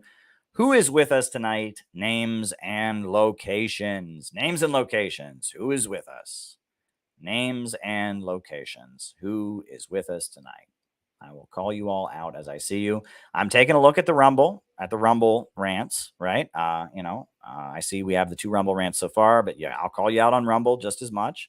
All right. We got John McCarthy in Chicago, Nate in Chicago, Tyler from Missouri, Rice from Adelaide, Australia, Samuel Price in West Virginia, Jenny Lynn in Cincinnati, Carolyn and Dario from Brooklyn, Colin in Greensboro, London, Clinton Frazier, Ryan in Kansas City. Scott Ritter was great at the rally. Yes, he was. We love Scott. Ryan Clark in Kansas City, Patch in Arizona, Briggy from Pennsylvania. Great seeing you yesterday, and great seeing you too, Nate. Alex from Brazil, Lori from Tornado Alley, right? James in Idaho, Gonzalo Garcia from Buenos Aires, Argentina, Scott in Miami, Florida, Klaus Kinski from Germany, Alex from Brazil. Welcome, welcome, welcome. A lot of great CPI people and good friends of CPI watching. This is awesome. Bob Troy in New York, as always. You're always watching in New York, Bob. And we love having you watch. Names and locations, folks. Names and locations. Who is with us tonight? We got Chris in Salt Lake City. Oh, David Fox in Bendigo, Australia. Shout out to you, David, and good luck. Chris in Salt Lake City. Micah in Las Vegas. Peace with Russia without China from Canada. Okay. All right. Hanson, Ontario. Micah in Las Vegas. Welcome, welcome, welcome. So glad to have you all here. Hit the like button. Hit the subscribe button. Please hit the subscribe button. Hit the notifications bell. Make sure that you hit the subscribe button. They are messing with us like craven. Oh, we got St. David's Bermuda is on Rumble. Shout out to you, St. David's Bermuda. Glad to have you watching. Anyone else on Rumble wants to announce themselves? That would be great. And so I will start answering Super Chat and Rumble Rant questions now. I will start answering the questions people have. Now, I'm going to answer the Rumble Rants first. There's 2 Rumble Rants that have come in so far. One of them is not really a question. It's just kind of a compliment. But the first one is, why does the synthetic left sexualize kids, i.e. Foucault? Why does the synthetic left sexualize kids? Well, here's the thing, right? The Marxist teaching on the family is this. It is that the family changes based on the economic foundations of society. If you read The Origin of the Family, Private Property and the State by Frederick Engels, the Marxists understand that in hunter-gatherer civilization, in the early period of human civilization, there was no real family. There was tribes of 20 to 30 people, and the whole tribe was kind of a family. They didn't keep track of whose kid was whose kid. There were couples, but there wasn't marriage in the sense that we speak of, and that was that. Marriage began with the origin of private property when people started growing their own food, and the Roman word for familia, for family, originally in ancient Rome, it referred to a man and all of his property, including his land, his slaves, his wives, his children. Familia was a property term. And, originally a man could have a number of different wives, but they could only have sex with him because then they knew who their children's father was, and they knew who got the land after you died when you had private property. That was the origin of the family. And as we know, right, in Europe in particular, we began to feel that one could only have one wife. Men could only have one wife, one man and one woman. And now, we start, increasingly in the Western world, we have gay marriage, and that Marxism teaches that as the economic base of society, the mode of production changes, the superstructure changes. Things like the family, things like the government, things like the culture, the arts, these things change as the economy changes. When you have a new economic system, you have a new culture, you have a new family, you have a new government style, and that there's no sacred eternal way that the family is. The family is a changing institution. That's all that Marxism teaches. That's it. That is the Marxist teaching on the family. That gender roles are different in different societies, that the family is different in different societies, and that there's no eternal sacred way. That's what Marxism teaches. And, Marx saw that women in the society that he lived in, he viewed them as being oppressed. He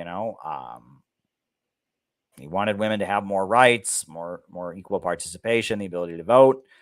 That's about it. That's what Marxism teaches about the family and about sex.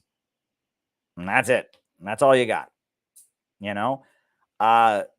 There is a wing of academia that has taken that. They've taken that truth that Marxism points to, and they've taken it in this completely different direction. And they have said that the family as it exists in capitalist society is an oppressive institution in which men oppress women, in which, patriarchal gender roles are forced on people. And so it is our duty in capitalist society to deconstruct the traditional family, to deconstruct gender, to deconstruct all these things. That's not in Marx. At no point in Marx does Marx ever say it is our job to take apart the family.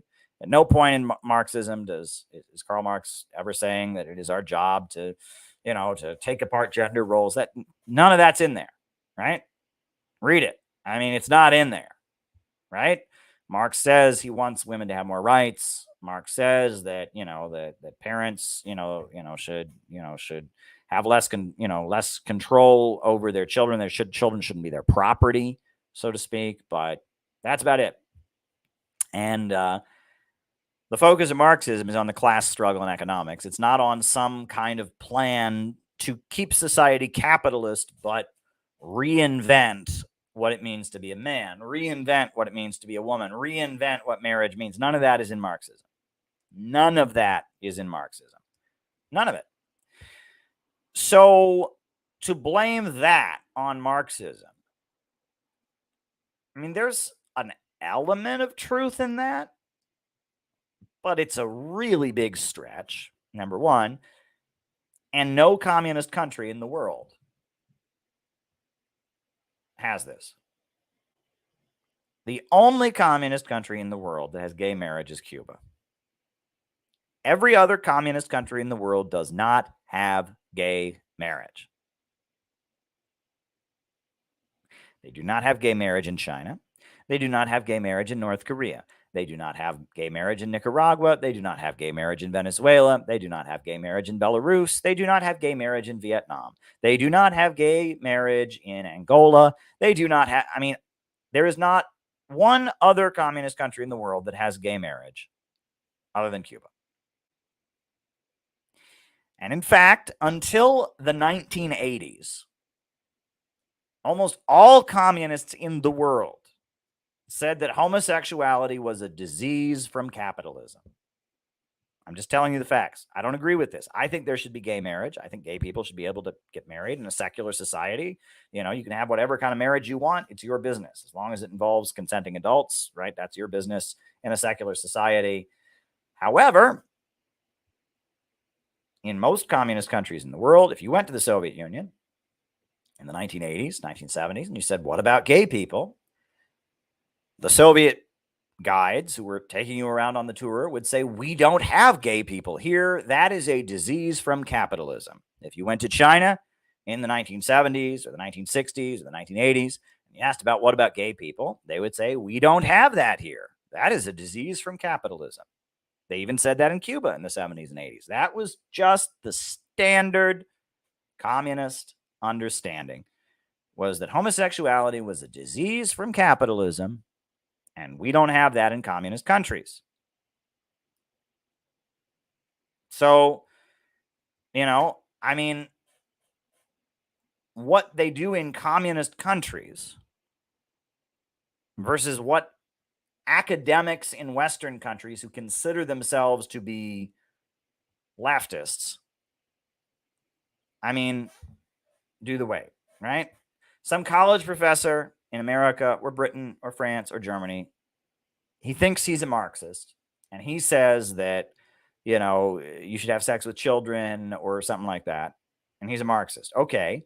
Well, in all the countries where communists are in power, that would never be allowed. So, you know, there is a big difference between academic cultural Marxism, most of which is postmodern and rejects almost all the basic premises of Marxism, and Marxism in practice as a government. There's a huge difference between the two.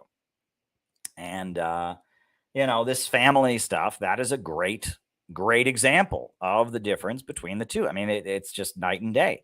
And, you know, why do Western academics talk about that kind of thing? Because they're all about breaking taboos. They're all about being edgy. They're all about making people uncomfortable, and they're all about sex, because you know, what they're trying to do is they're trying to sell books. They're trying to get grant money to write books. They're trying to make people uncomfortable. They're trying to make people, you know, it's a gimmick, right? If you're an academic, you got to get funding, you know, grant money to do your research. You got to get, you know, book sales to make money. I mean, you know, so if you are some kind of synthetic left academic who's trying to push people's boundaries, you find ways to push the envelope, and that's what they do, right? That's what I would assume is the case. So take that for what you will. Oh, wow. We've got another Rumble rant that came in. What would you want to see in a socialist America's first 5-year economic plan? And for that Rumble rant, and I want to thank you for that, Delta V, I would say that we would need a high-speed railway system, and we would need fusion energy. We would need a mobilization to build fusion energy. Absolutely, we would need fusion energy to be part of that, and we would need a high-speed railway system. That would absolutely need to be part of it as well, Delta V. Fusion energy and high-speed railway would be in the first 5-year economic plan. Absolutely. So now we've and then the other Rumble rant we received was kudos to you for your unwavering bravery and organization, and I thank you for that. Anoan 2018, I do appreciate that. And so now I'm going to start answering the super chat questions that came in here on YouTube. Chinese Navy harassed Filipino fishermen recently. I don't know the specifics of the case, but there's been many such incidents, and the United States is constantly trying to incite tension in the South China Sea. The United States sees the South China Sea as strategic because China depends on oil. China needs oil, and some of that oil that goes to China comes on pipelines from Russia, but almost all the rest of their oil comes through the ports in Shanghai. That's where it comes through. The oil tankers, they come into the South China Sea and they dock in the ports of Shanghai. And China is reliant on foreign oil. And so the United States is constantly trying to escalate tensions in the South China Sea, Taiwan, the Philippines, you name it, because of the fact that if the USA can set up a naval blockade in the South China Sea, they can block China from getting oil and they can bring China's economy to a grinding halt. It's a threat on the People's Republic of China. And they want to be able to have the oil veto over the People's Republic of China.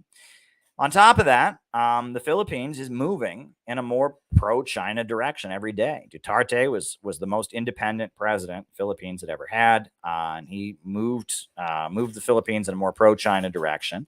And as a result of that, the United States is trying its hardest to whip up anti-Chinese sentiment in the Philippines as much as possible to counter what is in the Philippines' economic interest, which is trading with China. China is a much better country to do business with than the United States of America. It just is. China, they build infrastructure, they provide services, it's a win-win relationship. Whereas with the United States, it's give us everything and screw you, and your country gets poorer. Right? Imperialism is about holding back development. Look at Mexico. Look at all the countries that have been under the gun of the United States for years. They get poorer and poorer and poorer. So the only way the United States can really push back against the pivot of the Philippines, get closer to China rather than to the United States, which, the Philippines was at one point a U.S. territory, right? It was a colony of the United States for a long time. Well, the only way they can really push back is to whip up anti-Chinese hysteria. So that's what I interpret this incident as being about. Thank you. And John McCarthy, thank you for that link. I do appreciate it. Very important. And I'll have that clip soon. Thank you. If anyone would believe Joe Walsh and what he says about the world famous, there you go. Yeah. I mean, Joe Walsh, he's just a neoconservative. He's just a neocon, and it was just typical neoconservative. And I props to Angela. And if she wants to have a public conversation with me about communism, I will happily do so. I'm looking forward to it. She tweeted at me a really great message. I appreciate that. And, yeah, I'm looking forward to it. I hope that it happens soon. Dealing with a couple different things. We got to tie up some loose ends and, deal with some different things, start moving towards Portland. But I hope that conversation can happen soon. We've interacted some. We're not ready to set a date for the conversation yet, but we'll talk again soon. Got to tie up some loose ends and all of that, but we'll talk again soon. So very good. How is Hegel associated with Marxism? Okay, so Hegel is a German philosopher, and Hegel, he wrote, he was a Christian, and he wrote some very good analysis of what Christianity is as a religion, where it came from, and he gave analysis of human society and human history. How does history change? How does history move forward? Hegel developed the concept of the dialectic, right? That first you have an idea called the thesis, and then an idea that opposes it emerges. That's called the antithesis. And then the two of them clash, and out of the clash comes a synthesis, which is, the result of the clash, moves history to a higher stage of the synthesis. Then the synthesis becomes the new thesis, and the thesis is then met with a new antithesis, and so on. And that it is the struggle between competing ideas, competing trends in society that brings and advances history together. History is driven forward by contradiction. When two things cannot coexist with one another, history causes them to clash. And that there's certain dialectical concepts that Hegel developed. The unity of opposites. You can't have tall without short. If there was no short, there could be no tall. There could be no light without darkness, right? If there was no light in the world, you also couldn't have darkness. If there was no long, there was no short. If there was no tall, there was no short. That there are concepts that are reliant on each other, and that is called the unity of opposites, right? There's a number of these concepts, right? Quantity into quality, quality into quantity. These are all Hegelian dialectical concepts in understanding the nature of reality and the universe. And Hegel was around, and at the time, at the time in Germany and in other countries, the followers and the studiers of Hegel's philosophy were divided between what they called the left Hegelians, who embraced the French Revolution and the egalitarian tradition, the striving for an egalitarian society that came out of the French Revolution, and those who rejected it, right? And instead, we're looking to reinforce tradition. There's Hegel also had the master-slave dialectic about how the slave and the master rely on each other, and there's a way to interpret Hegel in a conservative way as well. Karl Marx began as a philosopher, as a left Hegelian. He was one of the followers of Hegel, who was committed to the idea of creating an egalitarian society. And Hegel said that the German nation state, the notion of creating a German nation state, was the most advanced idea around, and that Christianity was the most advanced religion that ever existed. And many people wonder if Hegel was really a Christian or he just thought it was the most advanced. He was actually an atheist. But that's what Hegel believed. He believed in historical progress. And Marx took that from Hegel. But then he also adopted Greek materialism. He rejected idealism. He said the mind is a reflection of reality. Reality is not the reflection of the mind. Ideas do not create reality. Reality creates ideas. Descartes said, I think, therefore I am. Karl Marx says, no, I am, therefore I think. Or as Friedrich Engels put it, thought is inseparable from matter that thinks. And before, Marx's career, he started as a philosopher. And then from philosophy, he moved into politics with the Communist Manifesto in 1848, participating in the 1848 German Revolution. And then from there, he moved into economics, right? And there is, there's a huge attempt in academia to say, well, like the early Marx and the late Marx don't agree with each other. Bull honky, right? You read the Communist Manifesto, you read the Critique of the Goethe Program, you read Wages, Prices, and Profits, you read Wage, Labor, and Capital, you read 18th Brumaire of Louis Bonaparte. It's all the same stuff. Now, he has a different tone at different times. Poverty of Philosophy, there's different emphasis. I would say Friedrich Engels is a much better articulator of Marx's ideas. But overall, it's the same shit. It's the same shit. So there you go. People will take that out of context, saying that you accuse Seth Rogen of being a Nazi. People will take anything I say out of context. Anything. I mean, I could say anything, and people take it out of context. And I'm at the point where you just have to decide, look, I can worry about what people take out of context all day long, or we can laugh and joke on these streams and have a good time, and people can get hoity-toity and angry about it, or they can't. You know what I mean? So yeah, there you go. I mean, I can't spend too much time worrying about it, but thank you. Who was that guy with the Ukrainian flag? So that video I showed, that was from 2015 when Petro Poroshenko, the Ukrainian president, was speaking at Columbia University. And there were a number of Poroshenko fans who came to see him. And among them were people with Ukrainian flags. And the scuffle that broke out was actually between the Ukrainian Secret Service and some of the protesters. And one of the Ukrainian Secret Service guys just jumped on top of one of the protesters. It was a pretty ugly scuffle between this huge Ukrainian Secret Service guy, and then they tried to charge. They tried to charge somebody who's in that video with a crime, and he went to court, and all charges were immediately dropped. And we wanted to find out who those guys were. They were Ukrainian Secret Service? Were they, who were they? Right? They were these big guys, and someone suspected they could be Israeli. But they were there. They were like escorting Petro Poroshenko in, and they just decided to jump on one of the protesters. And it was horrendous. It was a scuffle that broke out. I was there. I witnessed it. And that was my participation in an anti-Nazi rally. So there you go.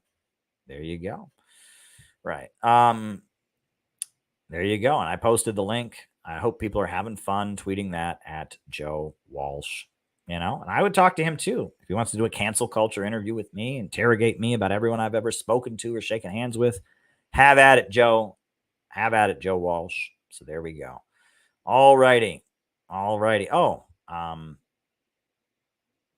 All right. Yeah, and I'll answer that, Chris. You're on the list. My family still shame me for defending Cuba because they have it that Cuba is an authoritarian and that the revolution was an impasse on them and they are poor. It was imposed on them and they were poor. Well, look, I first of all, Cubans live way better than most people throughout the developing world, right? Most parts of the developing world, you go to Guatemala, the people in the mountains, they don't have running water. They don't have electricity. They don't even speak Spanish. They speak, indigenous languages. Their kids don't go to school. You go to the parts of India. There's so much underdevelopment in the world. Every Cuban's got electricity in their house. Every Cuban's got a refrigerator. I saw there was an anti-Cuba website that used to be around. I don't know if it's still around. It's called The Real Cuba. It's all about, there's all this propaganda that Cuba's a good country. Well, learn the truth about Cuba. And they have a picture of a refrigerator. Right? It's a refrigerator. It looks a little rusty. It says, this is the refrigerator that every Cuban family has. Bum, bum, bum. And it's like, have you been to the developing world? Have you seen the conditions people live in? The fact that every single Cuban family not only has a refrigerator, but has electricity to power it, has, food to put in the refrigerator. It's reliant on this lack of understanding. People have no idea how desperately poor. Go to Haiti, right? The country right next to Cuba in the Caribbean. Go to Jamaica. Right? Go to Trinidad. The conditions that people live in compared to the conditions they live in Cuba. Cuba's doing pretty okay. Does Cuba have problems? Yes. And they're under a blockade. They're under a horrendous blockade that prevents them from importing a lot of basic necessary supplies. But for a country in the developing world, a country that's been subjected to a horrendous blockade, they have universal employment, universal literacy, the best medical school in the world, some of the best healthcare, system in the world, universal housing, no unemployment. Cubans are doing pretty well. Now, Cuba is moving toward adopting more of a Chinese or Vietnamese political model or economic model. They're starting to, people are selling their houses. And I think that's a move in the right direction. It's necessary. And I celebrate the market reforms in Cuba. I think it's necessary. I think you need a market sector in 21st century socialism. But at the same time, the commanding heights, the centers of economic power should be under public ownership. And the people should control the means of production, but there should be mechanisms through which there's micro entrepreneurship programs, private businesses, etc. So, the Cubans compared to people throughout the developing world are living pretty well. And that's just a fact. So there you go. Have you seen the movie RRR? Nope. And it's about Indian revolutions fighting British colonialism. I'm not familiar with this movie RRR. When did this movie RRR come out? And it's just called RRR. Not familiar with it. Not familiar with it. But sounds interesting. You want to tell me more about the movie? I can look into it. I'm just not familiar. Is RRR short for something? Just more information about RRR would be useful. I just don't know that much about it. All right. Next question. Thoughts on emo and goth culture? I've always thought it was a psyop, like the synthetic laugh, but instead of drugs, they promoted suicide and self-harm. I would agree with you. I would. Oh, and Tyler's got a question. You're on the list, Tyler. Don't worry. You are on the list, my friend. But back to the emo question. Yeah, I would agree. Emo stuff is all about encouraging people to be depressed. And I remember that stuff. And there's a lot of pessimism that is promoted in U.S. media. And that the thing is, it's about marketing, right? The artist has a responsibility to make people better with his art. However, in our modern time, that is not the case. In our modern time, the artist has a responsibility to bring in revenue for the investors who facilitated and funded and market his art. And one way you can make sure to bring in revenue is by reinforcing the feelings that people already feel, right? If people already feel depressed and you make depressing movies, that express their depressed feelings, they will watch them. If people feel angry and you make angry movies, people will watch them.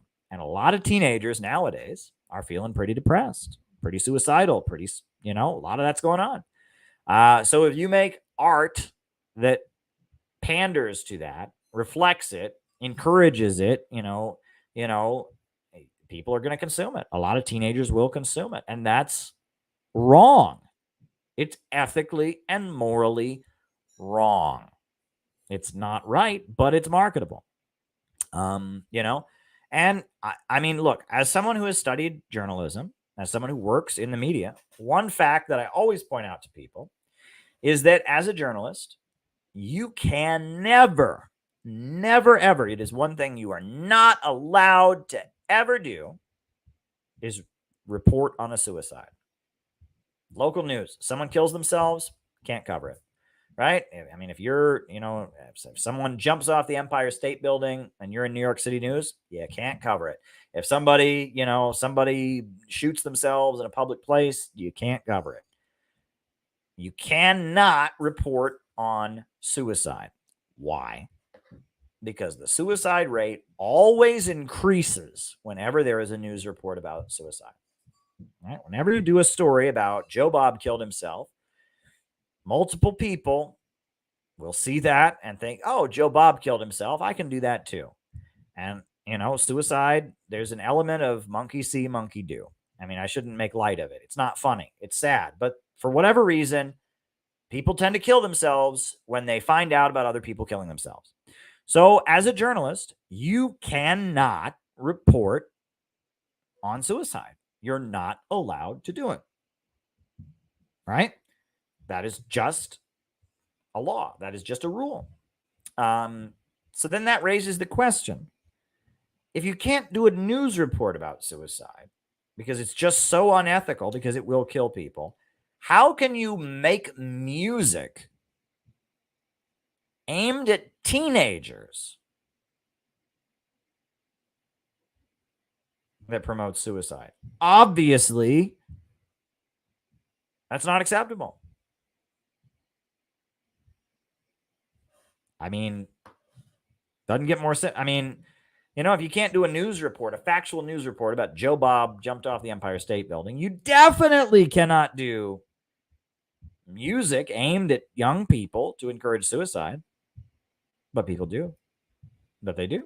You can't have a Netflix TV series all about the fantasy of a suicidal person, 13 Reasons Why, right? The demented fantasy of a suicidal person. Oh, I'll kill myself, and then everyone will know how bad I feel, and I'll make a video, and they'll all feel bad about how they treat you. Cannot do that, right? 13 Reasons Why.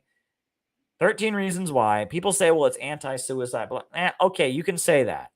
But the entire premise of the TV series is the demented fantasy of a suicidal person, right? Many suicidal people, the reason that they get into this belief that no one understands their pain, that if they kill themselves, people will, understand, which is a delusional thing. Because when you're dead, you're dead. Doesn't matter what people think, because you're dead, and it doesn't work that way. You're dead, you're gone. And whatever people feel, they'll feel it for a day, a week, a year maybe, and then they're over it. And, a lot of suicidal people have it in their mind that it's their revenge against the world. And it's a deeply tragic delusion that suicidal people fall into. Well, I'm going to get revenge on my parents who treated me bad by killing myself. I'm going to get revenge on my, the kids at school who bullied me. I'm going to get revenge on the teacher or whatever. I'm going to get revenge by killing myself. And it's a delusion. It doesn't actually work that way, right? People get over it. People say, well, the person was mentally ill. They killed themselves. You know what I mean? You don't, it's a delusion that suicidal people fall into. But Netflix made a television series, not one film. They made an entire series playing out and portraying a suicidal fantasy. That is so wrong. That should be illegal. It is unethical. I am so morally outraged that Netflix thought this was okay. And I would say the same thing. I mean, if you make music for teenagers, you should not be making music about suicide. If you make YouTube videos for teenagers, thought slime, you shouldn't be making videos about suicide, right? I mean, it's not moral. It is not ethical. It is wrong. And the only reason it's happening is because, one, it's a way to make money because they know a lot of people are depressed and might watch such a thing because they're already feeling depressed. And that's what depression is. It's a downward spiral, right? If you're depressed, you watch depressing things, you get more depressed, then you get depressed, then you watch more depressing things.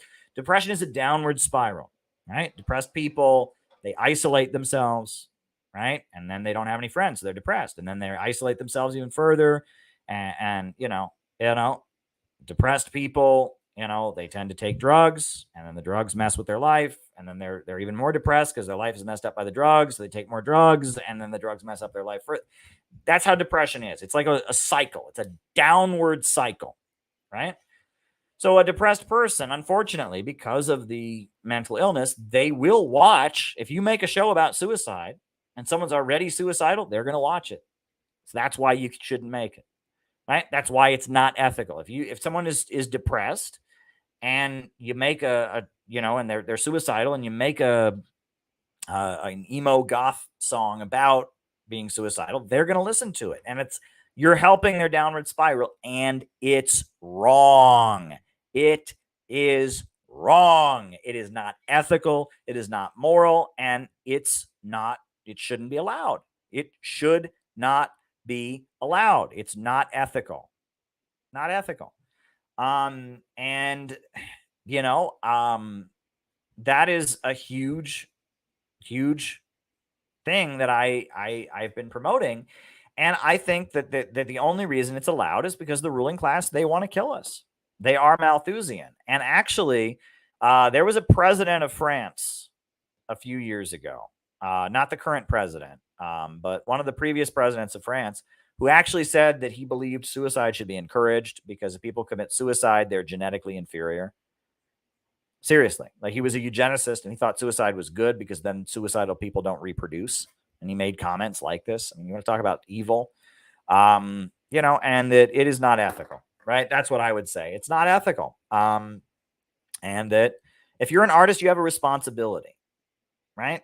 It's funny, right? Here I am. I swear, folks, I get religious. Sometimes I learned to be a communist by studying Jesus Christ. I did, right? I mean, I never would have thought about communism or being a revolutionary. That my whole attraction to communism was based on Christianity, right? And, if you want to go read the Sermon on the Mount by Jesus Christ, right? There's many different versions of it in the different Gospels. But if you want to go read the Sermon on the Mount, right? What is one of the lines on the Sermon on the Mount? He says, "You are the light of the world, and a town built on a hill cannot be hidden. And neither do people light a lamp and put it under a bowl. Instead, they put it on its stand and give it light to everyone in the house. In the same way, let your light shine before others, so that they may see your good deeds and glorify your Father in heaven." That is one of the most beautiful lines, one of the most beautiful quotations from Jesus Christ. And he is saying that it is your job to let your light shine before the world. It is your job to make the world brighter and happier than it was before you found it. Let your light shine before the world. Make people happier. When you walk into a room, it should be happier than when people left. You don't want to be Debbie Downer. You want to be the light of the world, right? That is such an amazing way of thinking, right? And I will tell you this. When I was a teenager, when I was not just a teenager, when I was younger, right? One thing I hated hearing from my parents, from my grandparents, from the teachers, from others, is they would say to me, "Have a good attitude." Right? And I hated hearing this because I thought, God damn it, I can feel however I want. I don't have to feel happy. I don't have to feel happy. You can't tell me how to feel. I have my freedom to feel however I goddamn want. Well, I was right. I mean, I do have the right to feel however I want. But this thing that people say, have a good attitude, it's actually much more important than you realize. Because, and this is very important, because human beings are collective creatures in nature, and we communicate with each other in many ways that are not verbal and are not conscious. And if you're around someone who's happy, you will be happy. And if you're around someone who's sad, you will be sad. If you're around someone who's angry, you will be angry. Emotions are contagious. They are. The emotions are contagious. And so the old thing we used to hear, I mean, I don't know if they say it to kids now. Now it's probably like abuse to say it to kids or something, but have a good attitude. It was your responsibility to be happy, so that it was easier for the people you were around to be happy. So then it was easier for you to be happy. Human beings are collective creatures. If you're around happy people, you're happy. And if it's easier for you to be happy, it's easier for them to be happy, and vice versa. Human beings build off of each other's energy. That's just a fact. Human beings build off of each other's energy. And that is why at CPI events, here we go. I'm giving it all away. Take notes. Take notes. Take notes, haters. Take notes, anti-CPI people. Why is it that we chant at CPI events? Why is it that we sing at CPI events? Why is it that we practice aspects of CPI events? Why? It's because the atmosphere that we create,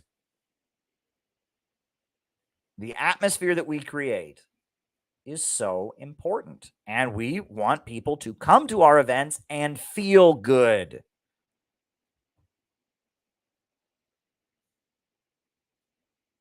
That's why. And so we create an atmosphere that is happy and that is full of energy, that's exciting. We do that on purpose. Yes, sir. Yep. Guilty as charged. Guilty as charged, right?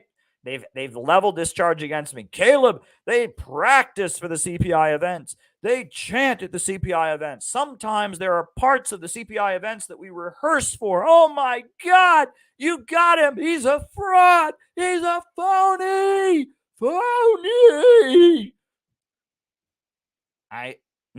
I want you, if you come to a CPI conference, to feel good, to feel happy, to feel optimistic, to feel pumped full of energy. I want all the positive energy of people in the room to go into you and fill you with positive energy. That is what I'm trying to do. And if that makes it a cult, I don't know what to tell you. If that makes it brainwashing and mind control, I don't know what to tell you. Look, and you're allowed to think whatever you want at a CPI event. You're allowed to feel whatever you want. But there's a reason that we work to create a positive atmosphere in the room, because that's the point, right? If I just wanted you to learn about communism, you can read about communism at home. The point of having in real life events, rallies, protests, conferences, the whole point of having in real life meetups is to feed off of each other's energy. And people don't do that enough. Since the pandemic, nobody ever wants to go anyplace. Everyone wants to sit at home and watch on their computers. And so it's really important that when we do have in real life events, that we create an atmosphere, that there's a glow, there's a happiness in the room, that we can feel God's love in the room. We can feel power. That is so important. And the chanting and the emotional speeches and the applauding and all of that, the singing, all of that is important. It's so important. Absolutely important. right? And, if that triggers you, if that bothers you, I'm sorry. CPI is not for you then, right? If you're the kind of person, if you're one of the people that was at that, what do they call it? The DSA conference, and no, you can't be clapping. It's triggering. And you're on the list, by the way, Gordon. You're on the list, John Gordon. If you're one of those, I'm sorry. You know what I mean? We can't accommodate everybody. If you don't have any legs, you can't join the bicycle club. I'm sorry. It can't be for everybody. But we work very hard to create an atmosphere in the room where people feel lit up and they feel happy, because that is what people need in this time.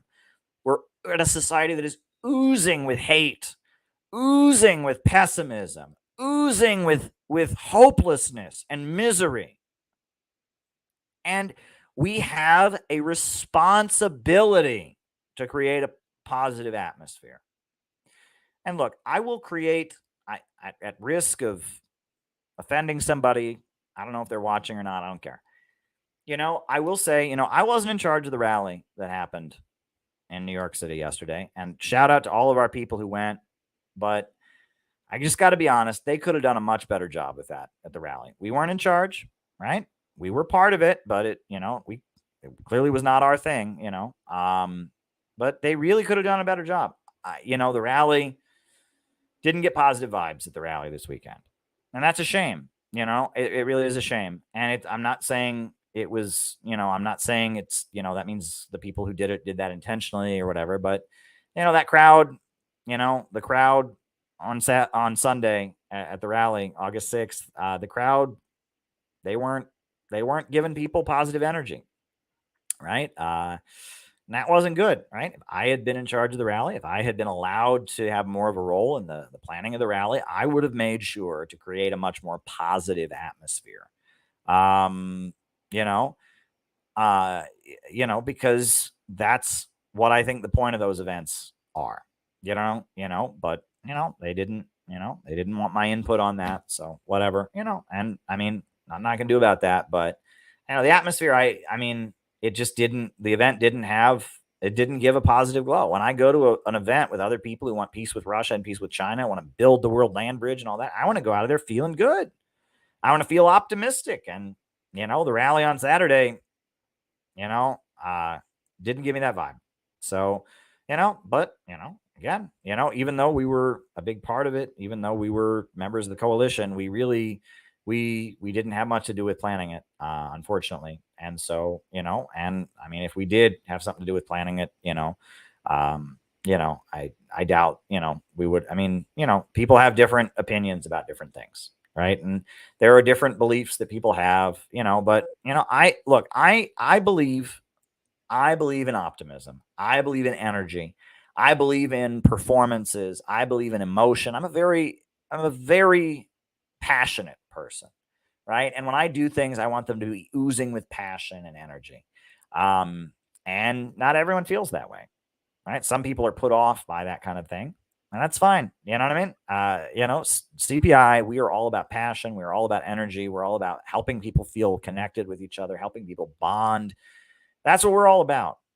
And when we do events ourselves, which we're doing, right? We're focused on doing events ourselves now. We're not chasing after celebrities. We're not chasing after, we're doing events ourselves. We're going to create an optimistic, hopeful energy in the room. That's what we're going to do. So there we go. All right. And I'm looking at the Rumble, not any Rumble rants, but anyway. All right. So there we go. That was a long answer to a short question, but there you go. How does the recent addition of U.S. military bases in the Philippines square with the Philippines moving closer to China? Well, the Philippines economy is moving closer to China, and the United States has already had, the USA has had troops in the Philippines since the end of World War II, and since before World War II, since Japan attacked the Philippines. The USA has been present there. The USA pays rent for its military bases. That was like a concession that was made. And the U.S. presence in the Philippines has expanded. But the economy of the Philippines is moving in a more pro-China direction because the people of the Philippines want a better deal. And China is a major business player there. The USA increasing its military presence in the Philippines does not mean that the Philippines, doesn't have an economy that is benefiting from trade with China, that would like to get better with China. So, and, the USA is escalating its military presence in the Pacific in general because it is opposed to China. The Asian pivot of Obama was nothing compared to what they're doing now. All right. How does Mitch McConnell get elected when he's so booed? Yeah, good question, right? I saw that clip of Mitch McConnell getting booed and people booing and booing. Booing and good question, right? I think it's because he's a Republican and there's not MAGA forces that are challenging him at this point, right? He's an entrenched, powerful Republican. And I got your question, Sean. Got your question, and you're on the list. Don't worry, you're on the list. And I think he's just like so many of the other entrenched politicians: Dianne Feinstein, Nancy Pelosi, Joe Biden. The political machines in the United States are notoriously corrupt, and they are notoriously entrenched at this point. And we have a lot of politicians that have been puppets all along, and they're getting old, and their ability to cover that up is fading. They've been puppets all along, and it's sad. It's sad. And yeah, I hear you, Tyler. I'm with you. Your namesake, right? You're Tyler McConnell and Mitch McConnell. He has the same last name, another Irishman, right? I respect Irishmen. I'm also Irish, right? Another Irish Protestant. I believe you're Protestant, Tyler. So am I. Another Irish Protestant, Mitch McConnell. Maybe he's Catholic. Is Mitch McConnell Catholic? I don't know. But anyway, yeah, unfortunately, he's just kind of a run-of-the-mill Republican. And most Republicans are moving in a MAGA direction, and he's moving in a boring, entrenched Republican direction. What's your opinion on Norway's role in the world? The communists are small, and all parties want to send weapons to Ukraine. Can Norway be saved? Well, I always tell them you got to do it my way or Norway. Ba-dum-bum. No, I'm joking. But no, in all seriousness, Norway is a Western imperialist country. It's got much more of a social democratic political model, but it's still a Western imperialist country. And the social democratic welfare states that exist facilitate the domination of the world by Norwegian corporations. Norway is part of the global imperialist system. It's a NATO country, and it's part of Western imperialism. A lot of people don't understand that social democratic welfare states, social democratic welfare states are still capitalism, right? And that social democracy, that's what Marxism deteriorated into with World War I, et cetera, is it deteriorated into a mechanism for stabilizing the domination of the world by Western corporations with social democracy. Norway is not a communist country. It's not a socialist country. It's a Western imperialist country. I think at the end of the day, the Norwegian working class has to realize that Russia is their friend, and that the focus of the Norwegian working class should be genuine communists in Norway should focus on that, and should focus on, building up anti-imperialism. And that in a country like Norway, that, it's going to be much easier in a small country like that for them to completely lock down all political forces, because it's a small population. It's a small country. And you do have a welfare state. So the population's much more comfortable overall. So yeah, it's going to be harder. Absolutely. In Norway. And I sympathize with you. I think, wasn't there a party called like the Red Party in Norway for a while? There was like a Marxist party, and, I don't know much about Norwegian politics. I really don't. I know it's more of a social democratic country. I know there's anti-immigrant sentiment, anti-refugee sentiment. But I don't really know enough about it to say more than that. But there you go. All righty. Did capitalism end slavery in the USA and the British Empire? Good question, right? Now let's come at this from a couple different angles, right? Did capitalism end slavery in Britain and the British Empire? Now it's funny because, if there's a famine in the Soviet Union, communism did it. Right? If there's death in a war and there's a communist government in power, communism did it. Every single person who ever died under the Soviet Union is, communism killed them. The way we're generally taught, right, is that anything that ever happens that is bad, that happens in a communist country, gets added to a body count, and communism did it. So here's something good what happened in capitalism. Slavery ended. So do we blame that on capitalism? Well, gee, do we blame capitalism for all the famines? Do we blame capitalism for all the wars? Do we blame capitalism for all the unemployment? Do we blame capitalism for the slave trade itself, which also happened under capitalism? Well, let's point out that Karl Marx was one of the biggest supporters of Abraham Lincoln during the U.S. Civil War. The British Empire, on the other hand, were big supporters of the Confederacy. They wanted that cheap cotton. They even wanted to send a blockade. They wanted to send their navy to break the blockade so they could get cotton imports from the South during the war. And then the Russians sent their navy to protect New York harbors, and they deterred the British from intervening. That's a big, important historical fact. The British Empire wanted to keep slavery intact in the United States, but Karl Marx and the Marxist movement in general rallied to support the defeat of slavery, as did Harriet Tubman, as did Frederick Douglass, as did many religious abolitionists, as did many slaves themselves who rebelled or joined the Underground Railroad and went to Canada. There were many capitalists who wanted to keep slavery intact, and there were many capitalists, especially northern industrial capitalists, who opposed it. Wall Street was a stronghold of pro-slavery sentiment in New York City, right? Wall Street was an insurance. Before there was a stock exchange there, it was a center of the insurance trade.